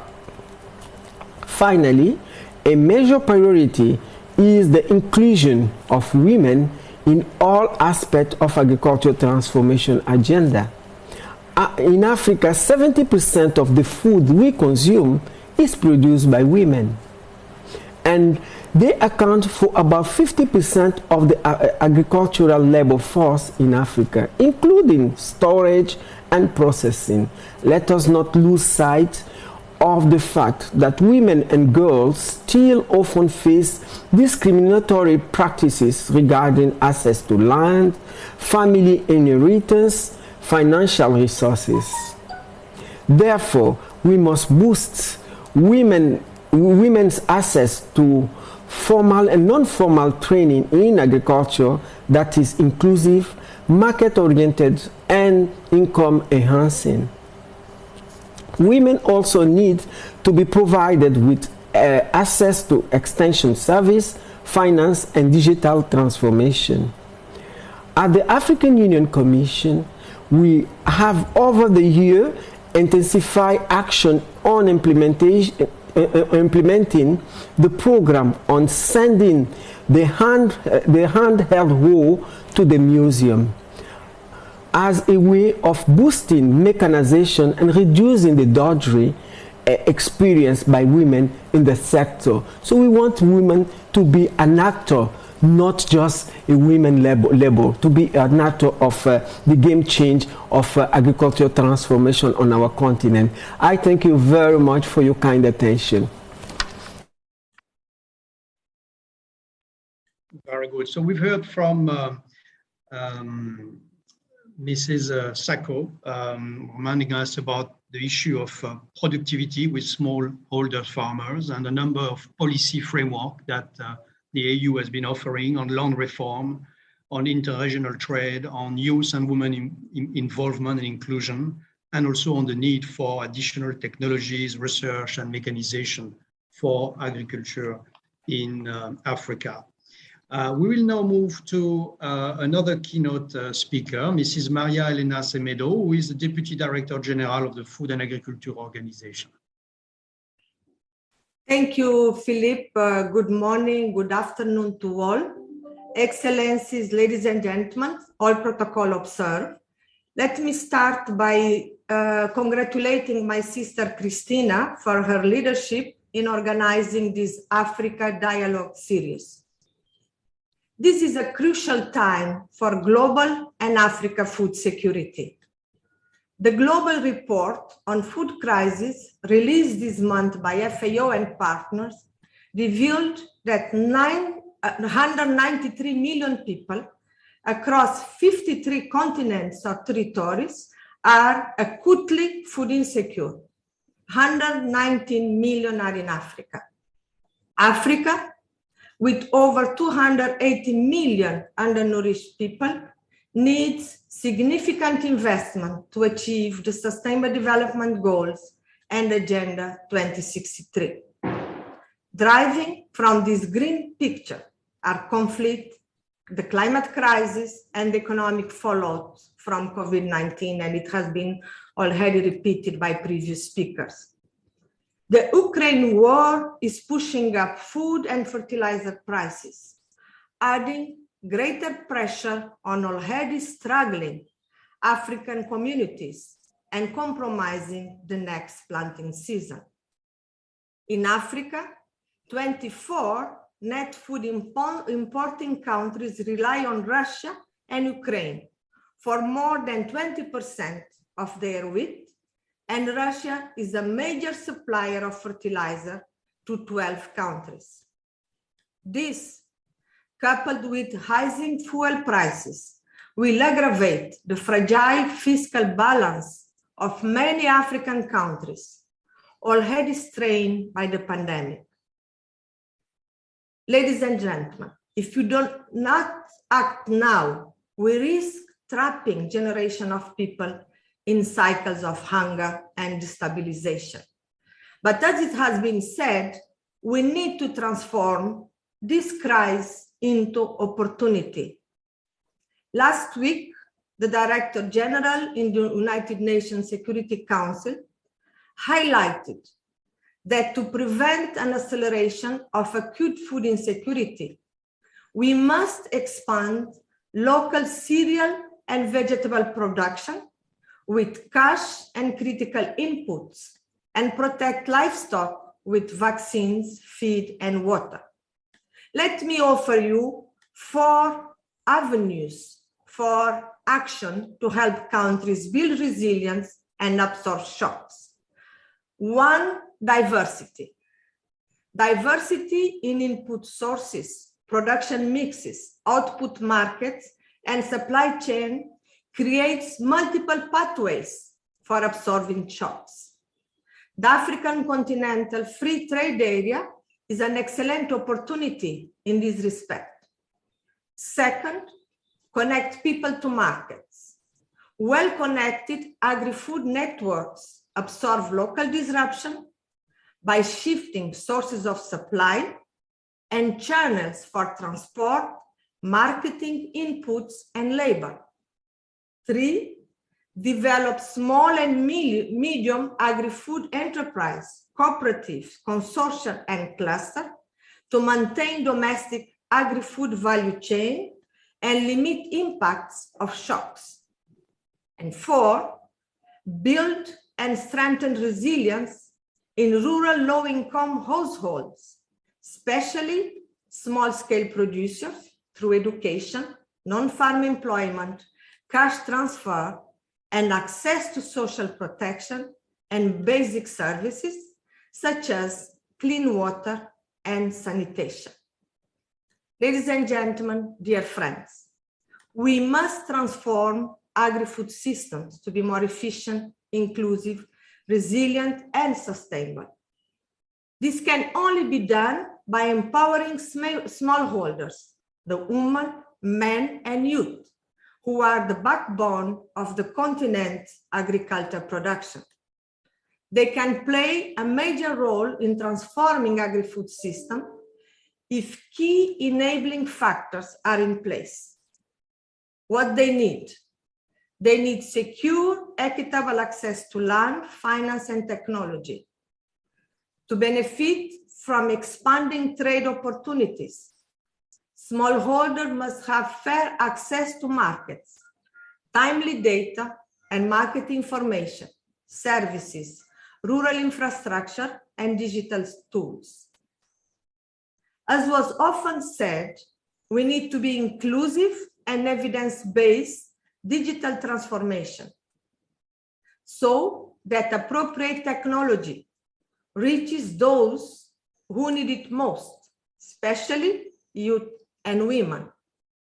In this regard, strategic alliance and partnerships that strengthen science, policies, and institutions are core elements to transform African agriculture and leverage science.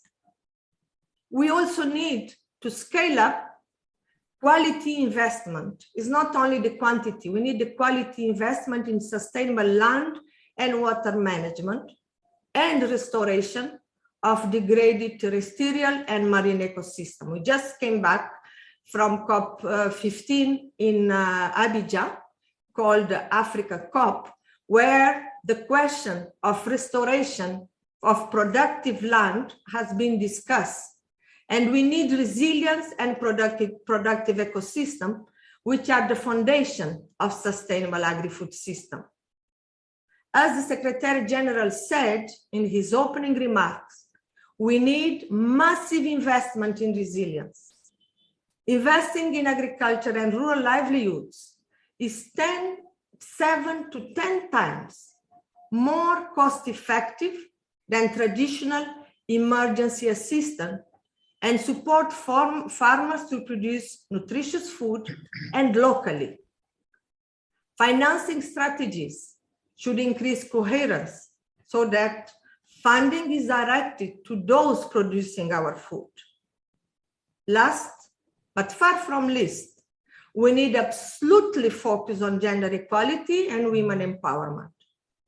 As we heard during this series, if you want to feed Africa, we have to start at household level. In this context, when it comes to nutrition and well-being, women are at the center. Distinguished guests, friends, colleagues, the Sustainable Development Goals and Agenda 2063 sparked optimism that we could build a better future and a world without hunger. Let's not lose that hope. I call on all countries, on all of us in this call, to double our efforts to work better together.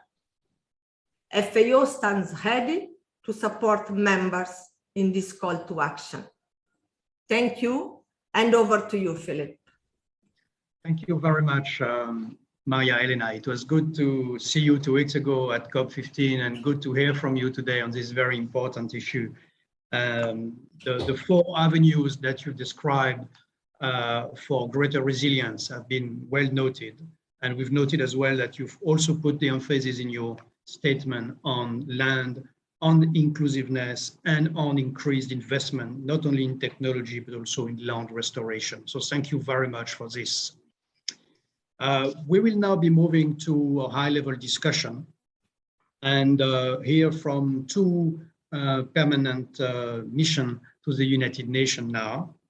And having been hosted some years ago in Tanzania, it's an honor for me to knowing the opportunities and also the achievements that Tanzania has made on agricultural development. It's a great honor to give the floor now to His Excellency, Mr. Kennedy Godfrey Gaster. You have the floor.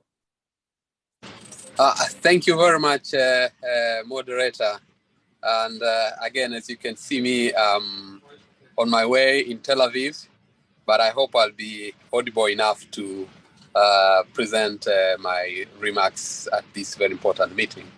Let me begin by thanking the Office of Special Advisor on Africa and the Permanent Observer Mission of the African Union to the UN, together with many other partners, for organizing this 2022 African Dialogue Series in a manner that is inclusive and interactive.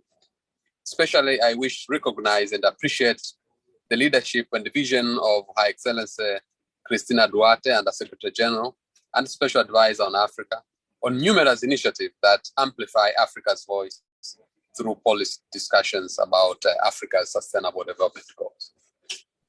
With that note, let me also thank the keynote speakers really for their transformative, insightful remarks. At this end, therefore, I wish to make intervention on three main points. The first one is on the role of digital transformation in building resilient food systems. And the second point is on digital transformation as a key in supporting the agriculture value chain.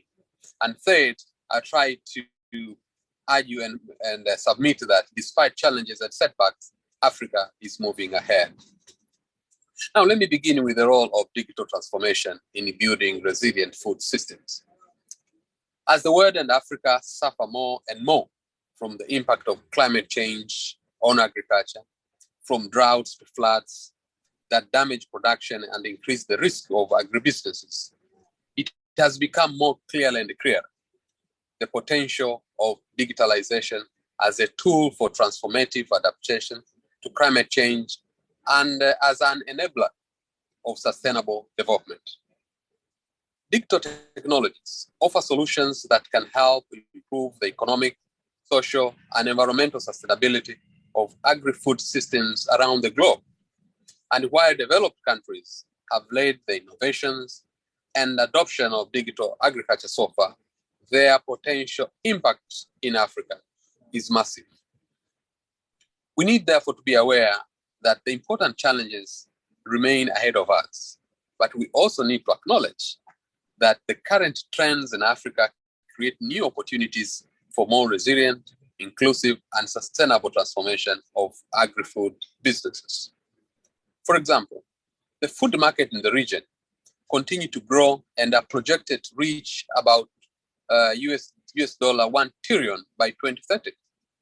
At the same time, development in science, technology, and innovation, including accelerated digitalization, are improving the functioning of agri-food systems with the potential to multiply their productivity 2 to 3 times. These are advances and forecasts that can make agribusinesses more profitable and, more important, can increase their resiliences. And therefore, the impact of their utilization to food system commodities is wide and goes from reducing food waste traceability, sustainability, and increased resilience to crises such as the COVID-19 pandemic. The second point relates to digital transformation and value chain, means from inputs really to markets. Against this backdrop, it is imperative to leverage technology to address some of the challenges that Africa's agriculture value chain will face in the post-COVID-19 scenario. Consequently, investing in development and expansion of digital systems, including the establishment of the forward-looking policy frameworks and provision of training to smallholder farmers to make most of this technology is extremely critical. In this context, the launch of African Continental Free Trade Area also provides significant opportunities to create scale of economies, improving supply chain management, reducing logistical costs, and boosting inter- and intra-regional agriculture and manufacturing trade. Furthermore, they also contribute to the optimization of the use of scarce natural resources, notably water, which creates a big potential for ecosystem restoration to turn degraded areas into fertile land again. Now, out of 1 billion hectares of dry land, 393 million hectares are still restorable in Africa, more than anywhere else in the world.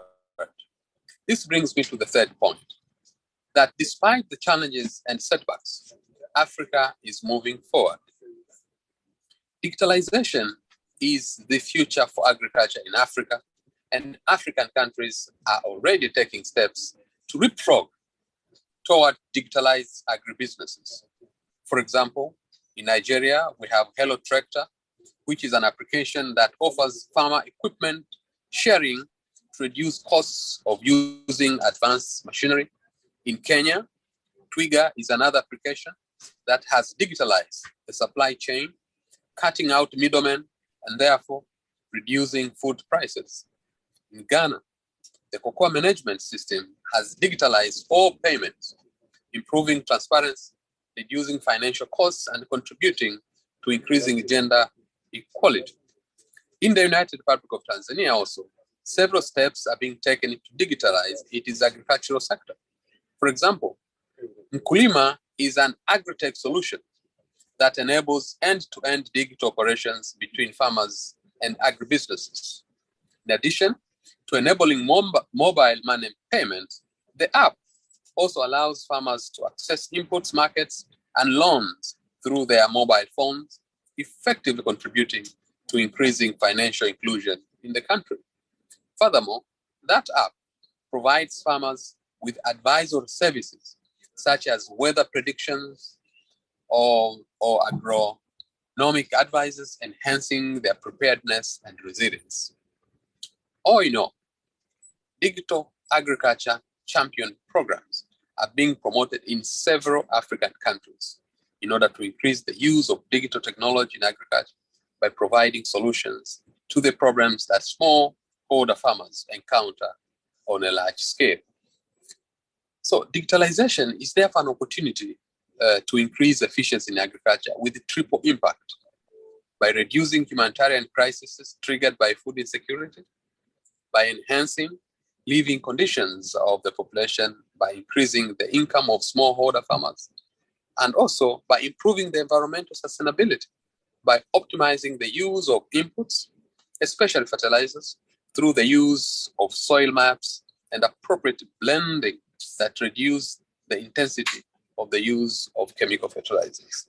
It is therefore crucial that African countries must continue to advance in creating technology-friendly policy framework that promotes the emergence of digital solutions for the agribusiness, and the United Nations and the partners should strengthen their support in creating technology-friendly environment, accessing new technologies and innovations, and promoting catalyst financing solutions. Let us join efforts towards this goal. Mr. Moderator, I thank you very much for your attention. Thank you very much, Ambassador, for your intervention and emphasis you've put on digital transformation and potential such transformation could have on data, on access to finance, on the use of inputs, and overall in the improvement of the productivity of smallholder farmers. Thank you very much.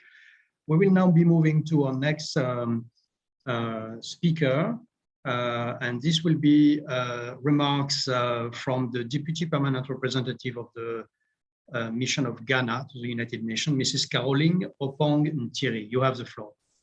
Thank you, Philip. Let me begin by joining previous speakers in commending OSA and the African Union Permanent Observer Mission to the UN for convening the 2022 Africa Dialogue Series. I also extend warm greetings on behalf of the Permanent Representative of Ghana to the United Nations and convey his sincere apologies for his inability to join us. This morning's high-level policy dialogue is important and timely and reflects not only the theme of the AU for 2022, but more importantly, it encapsulates the measures Africa needs to take to effectively respond to the current global food crisis and to build resilience to avert future food crises. In my intervention, I would attempt to make the case that Africa can feed itself from within if smallholder farmers, who are the backbone of the food system in Africa, have 1, a peaceful environment to cultivate, and 2, adequate financing.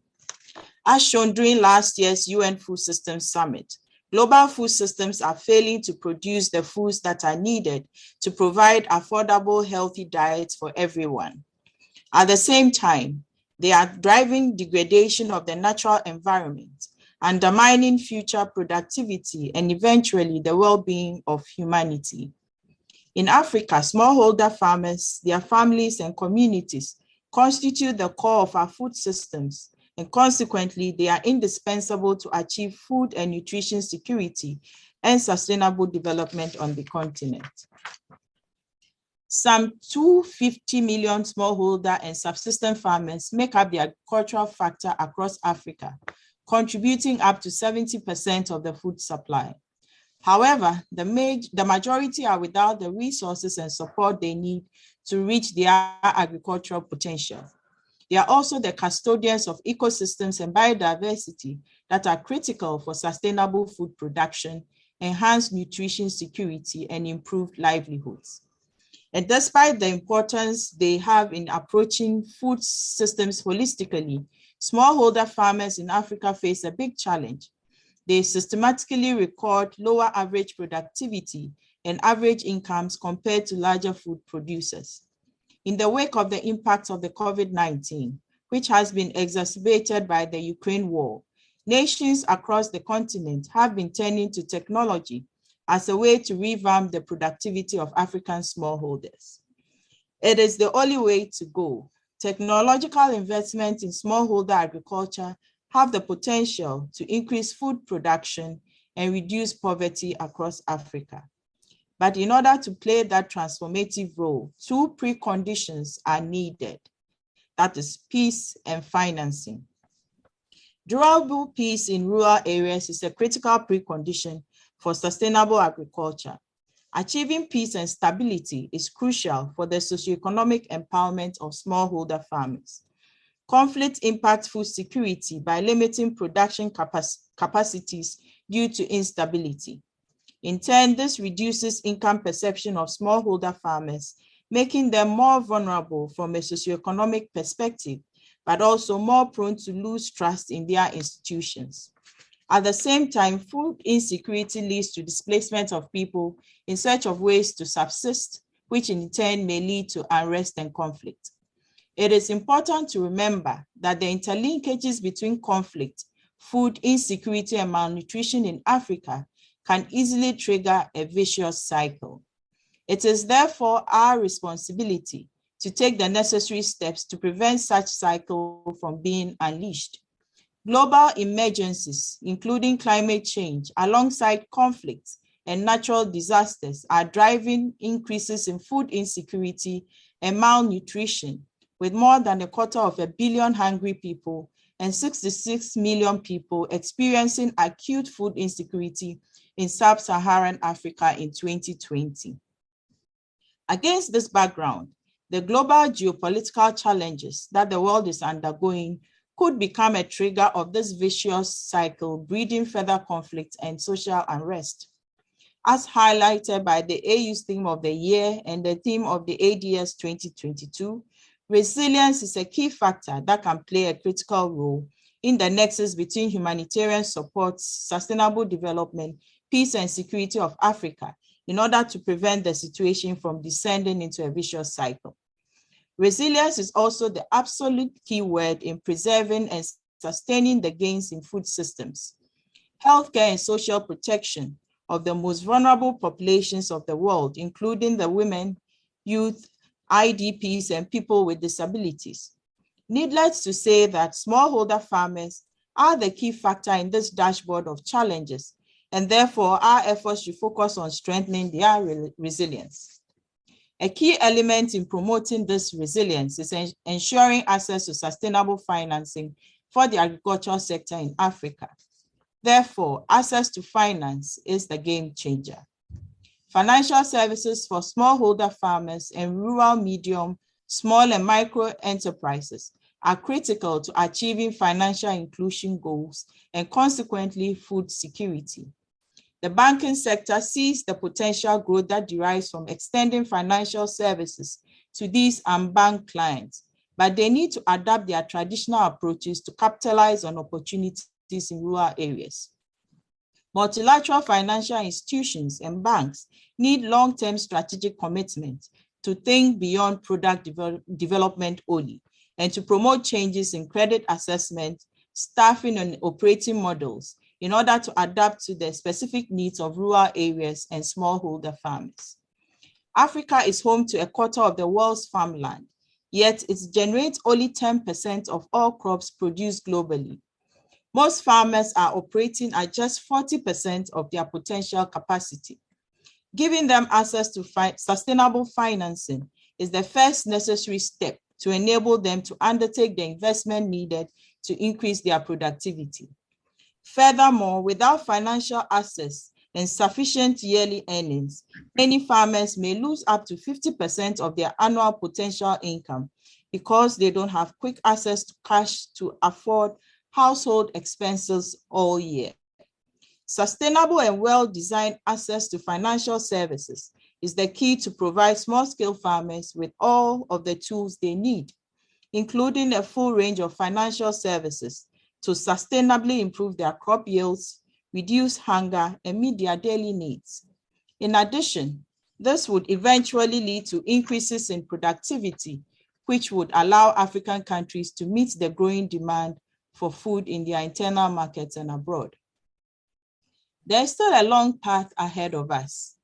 The third CAADP biennial review report found that the only 4 African countries out of the 51 that reported data were on track to meet the target on enhancing investment finance in agriculture. And while this figure shows the size of the challenge, African countries are taking steps, particularly by promoting financial inclusion through digitalization. Finclusion, Smart Advance, Happy Pay, TrustGo, Nifty Pay, and Momo are just some examples of fintech services that are currently operating in Africa, offering from buy now, pay later platforms to financial education, providing personal loans and insurance.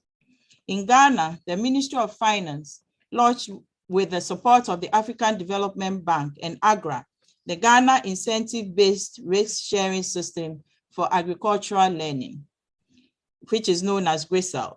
GRISAL is a tool that aims at de-risking agricultural financing by financing institutions. In order to achieve this goal, it provides agricultural credit guarantee to banks to encourage them to grant loans to smallholder farmers. It also provides technical assistance through the life of the loan, monitoring repayments and defaults. From a policy-making standpoint, it is critical to engage with the entire agricultural value chain in order to increase food security and to ensure the sustainable development of farming communities in Africa. For that, peace and stability, technology, and access to finance are the key elements. We therefore welcome the news of the approval of $1.5 billion by the African Development Bank to provide critical financing to farmers in Africa. The African Development Bank's $1.5 billion African Emergency Food Production Facility is an unprecedented comprehensive initiative to support smallholder farmers in filling the food shortfall in Africa. The African Emergency Food Production Facility will provide 20 million African smallholder farmers with certified seeds. It will increase access to agricultural fertilizers and enable them to rapidly produce 38 million tons of food. This will be a $12 billion increase in food production in just 2 years. Solutions such as the ones presented are steps in the right direction, but they need to be scaled up in order to achieve results at the expected pace. This is an endeavor that African countries should not undertake on their own. A regional approach with the support of the United Nations and our partners is fundamental to succeed. Food aid cannot feed Africa. Africa does not need bowls in hand. Africa needs seeds in the ground and mechanical harvesters to harvest bountiful food produced locally. Africa will feed itself with pride, for there is no dignity in begging for food. Let us join our efforts towards this goal. I thank you.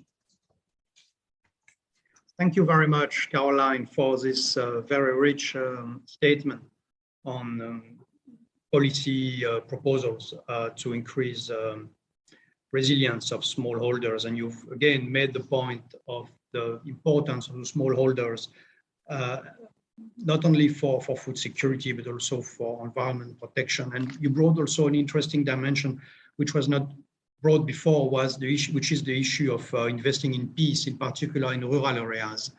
And also, you've put a lot of emphasis on adequate financing, not only for giving access to the financial inclusion, of course, for rural and smallholder farmers, but also more financing for scaling up investment in a number of those very positive initiatives that are already being implemented in Africa. Thank you very much, Caroline, for your intervention. We have now reached the third part of our discussion, which will be our interactive discussion. We will give priority to pre-registered speakers.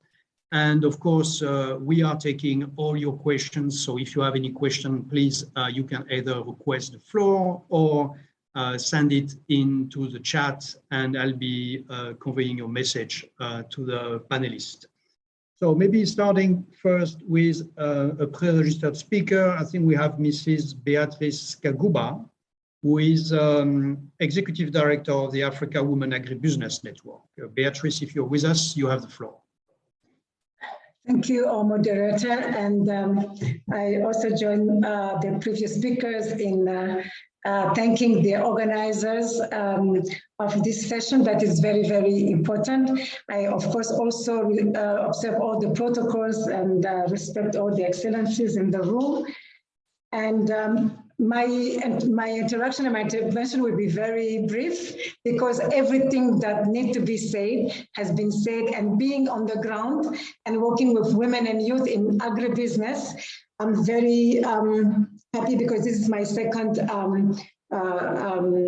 participation in this dialogue since it started, and I can see that there's convergence of ideas and a commitment to change things. So it's a good news for us on the ground, and we really hope that we'll keep the momentum and push for change that we all expect.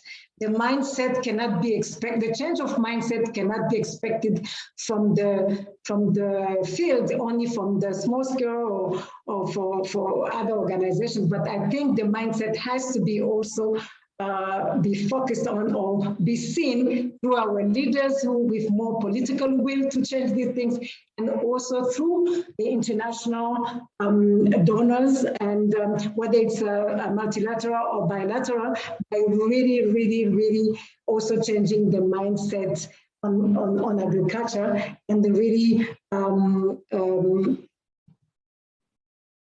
being bold, intentional, and ambitious, and coordinate their efforts in really investing in agriculture and in agribusiness. I think I would like to start with the point that we all make, and we've been hearing this for many years, that 70% of women, of the food we eat, is produced by women. And of course, we should not be surprised that we have all this hunger looming, all this food insecurity, all this nutrition among our children, stunting adults. We've seen a lot of stunting in adults, and we've seen changes in the health and the nutrition status of our population, especially on the continent, because that woman, those 70% of women produce the food we eat. They have no access to land. They have no access to technology.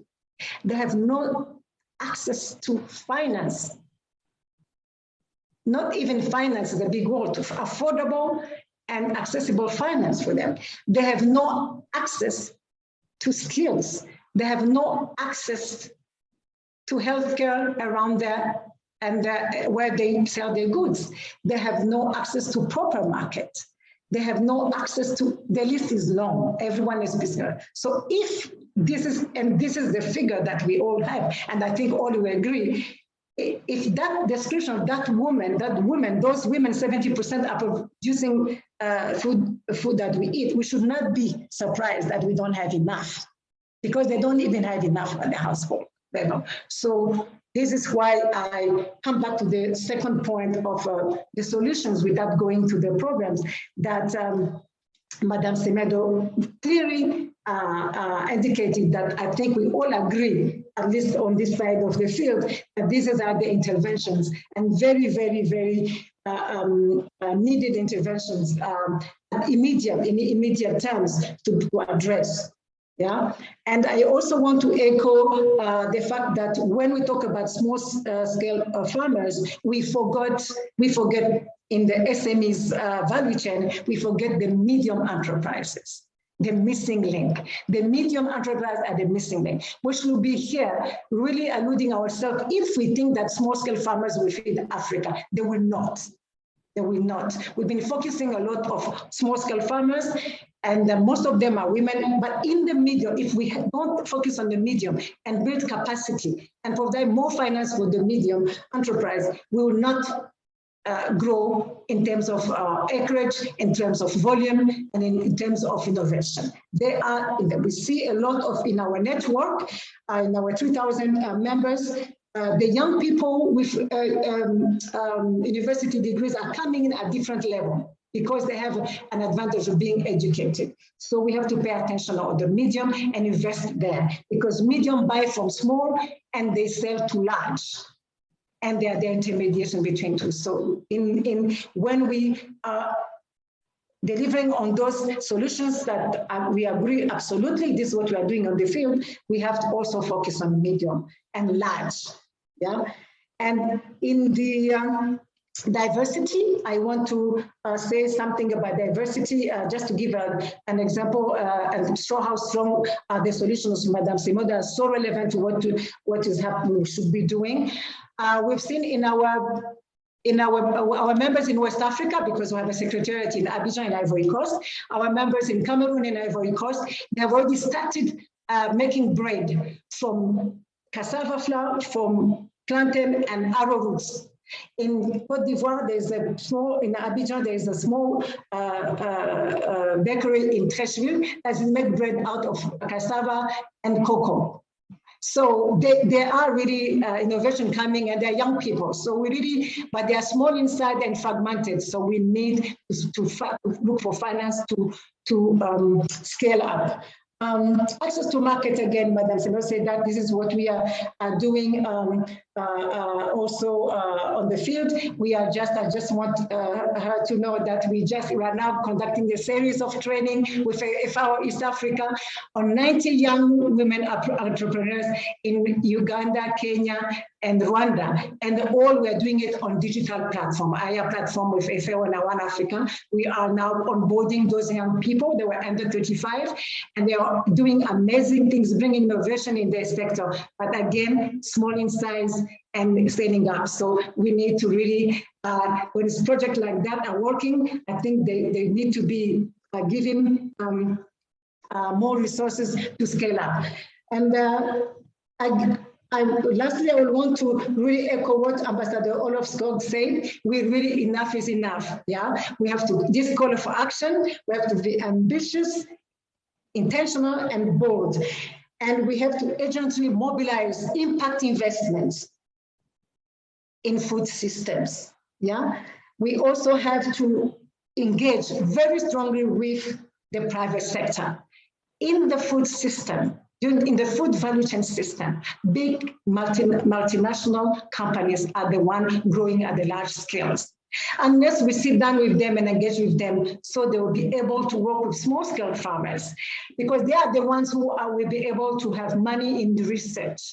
They will be, uploading their innovations with the small-scale farmers. If we arrive to negotiate with them, they provide as market for the small-scale farmers, because we cannot mechanize less than 1 acre of land, because it's too expensive in Africa to use tractor in a small land like that. So private sector dialogue, and not more than dialogue, really working together hand in hand.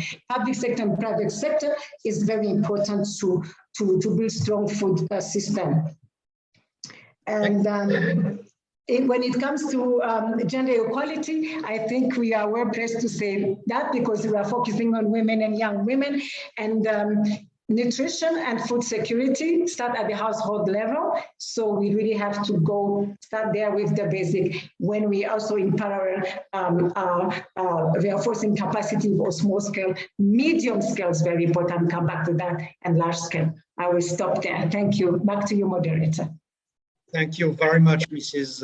Kaguba, for bringing women again at the center of this discussion, and also for highlighting the importance of medium enterprises and the private sector, and partnering with the private sector in order to leverage the policies that we have in place, or that we will be putting in place.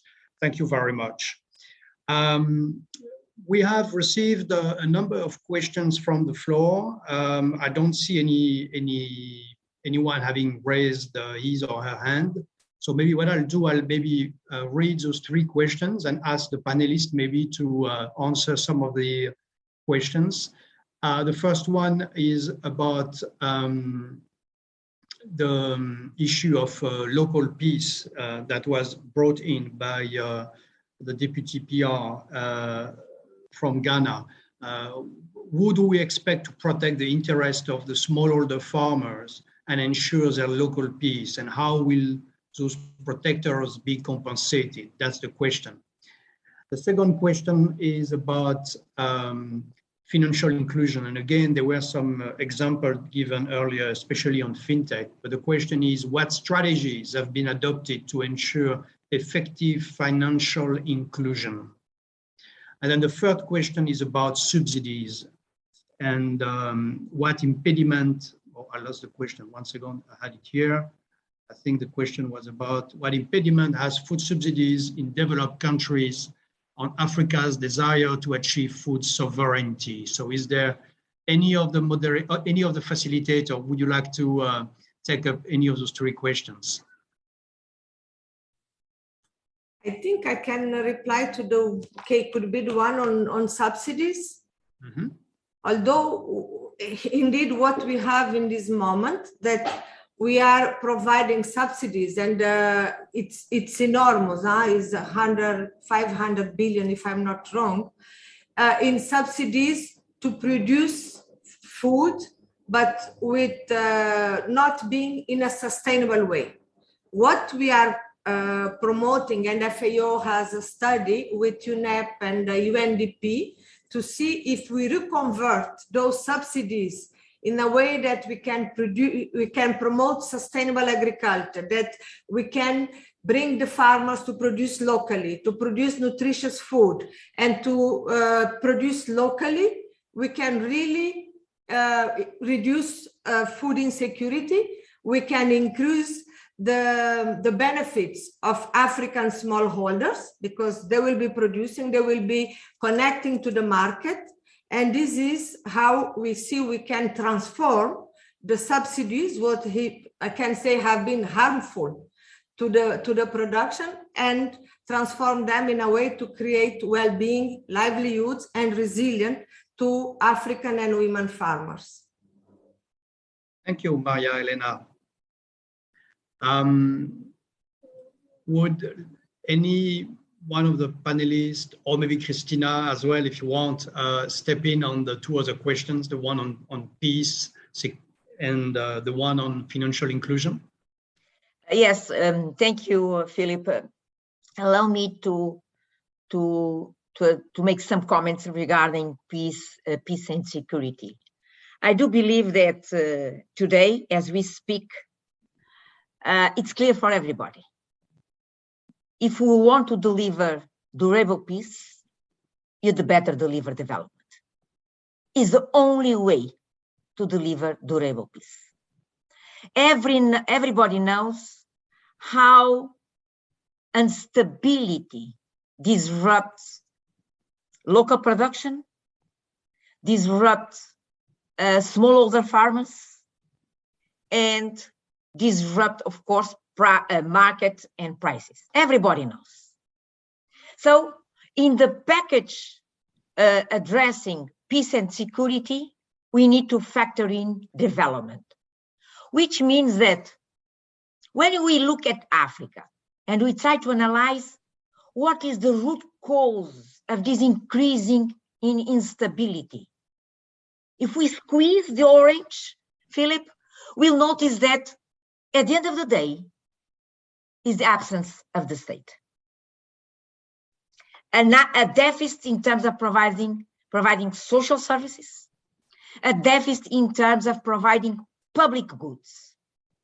And this lack of of the supply side of social service and public goods just create a fertile ground for non-state actors, including terrorists, to jump.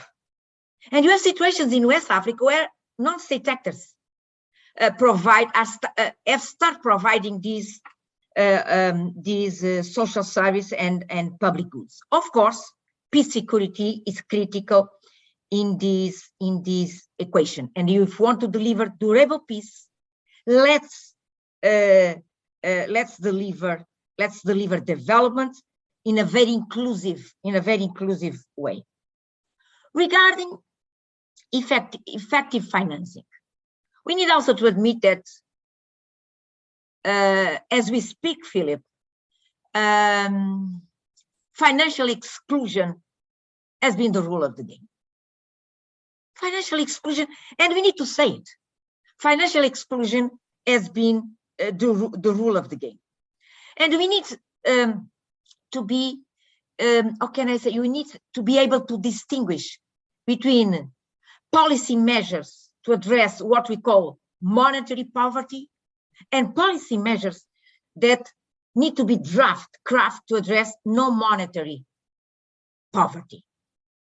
And of course, within those policy measures that should be crafted to address non-monetary poverty, financial inclusion should be the first one.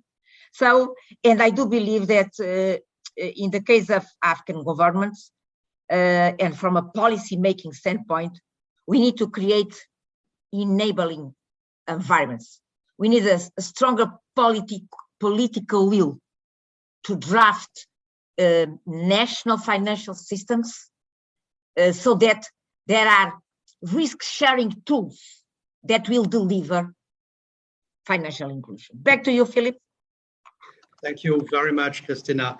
I think we've reached the end of our session. I think we've reached at least the time we were supposed to close the session. There were a couple of other questions, but I think we could probably take note of them and try to answer them in the report that will be made out of this session. For my part, it would be very ambitious to try to make a summary of all what was said, but what I have noted is a couple of points that I'm going to be delivering to you. First, I think there is a great convergence of ideas, and what we've heard is that there is really a need today to be more ambitious and to scale up a lot of the initiatives that have been implemented all over Africa. We've heard again today the importance of smallholder farmers and the importance of increasing their productivity and to ensuring their social protection and to providing more support to them in order to help them. We've had a number of policy proposals on land reform in order to increase access, security, size of land. The issue of human capital and inclusiveness also came up very strongly. It's inclusiveness not only of women, but also of youth in order to bring them into the agricultural sector, but also the issue of financial inclusion as part of this in order to give those smallholder farmers better access to financing. We've heard also about the importance of interregional trades and policies in terms of corridors, access to market, value chain, and medium enterprises. So here, again, in this aspect, a lot of opportunities. And finally, I think a broad call for increased investment to support increased productivity, be it in digital transformation, in technology, in research, in mechanization, in land restoration, and in the use of inputs like fertilizer. So that's what I've noted, but I'm sure the organizer and OSA will be able to provide a very comprehensive summary of those discussions. So with this, I would like to close the discussion, thank all the speakers for their contribution, all the panelists, obviously, and unless you would like to add something, Christina, I think we can then close the first day one of the high-level policy dialogue. Yes, Philip. Thank you very much for such great moderation of Subteam 2. I could not close this webinar without a big thank you to my dear sister Elena, the Deputy General Director of FAO. Thank you, Elena, for your participation, your strong remarks. Yes, indeed, we are trying to produce a document out of this great conversation, this discussion. But above all, as has been said in the chat, because I have been reading all the questions and all the comments, action. Let's set up our mindsets to support policymakers in Africa to deliver, because they need our support to increase the effectiveness of policymaking in Africa from an implementation standpoint. Thank you, Philip, and thank you, Elena. Thank you to everybody. Thank you to all participants. It's been a great morning from New York time. Thank you. Bye-bye. Bye. Ciao. Bye. Bye. Bye. Thank you. Thank you, Philip. Thank you.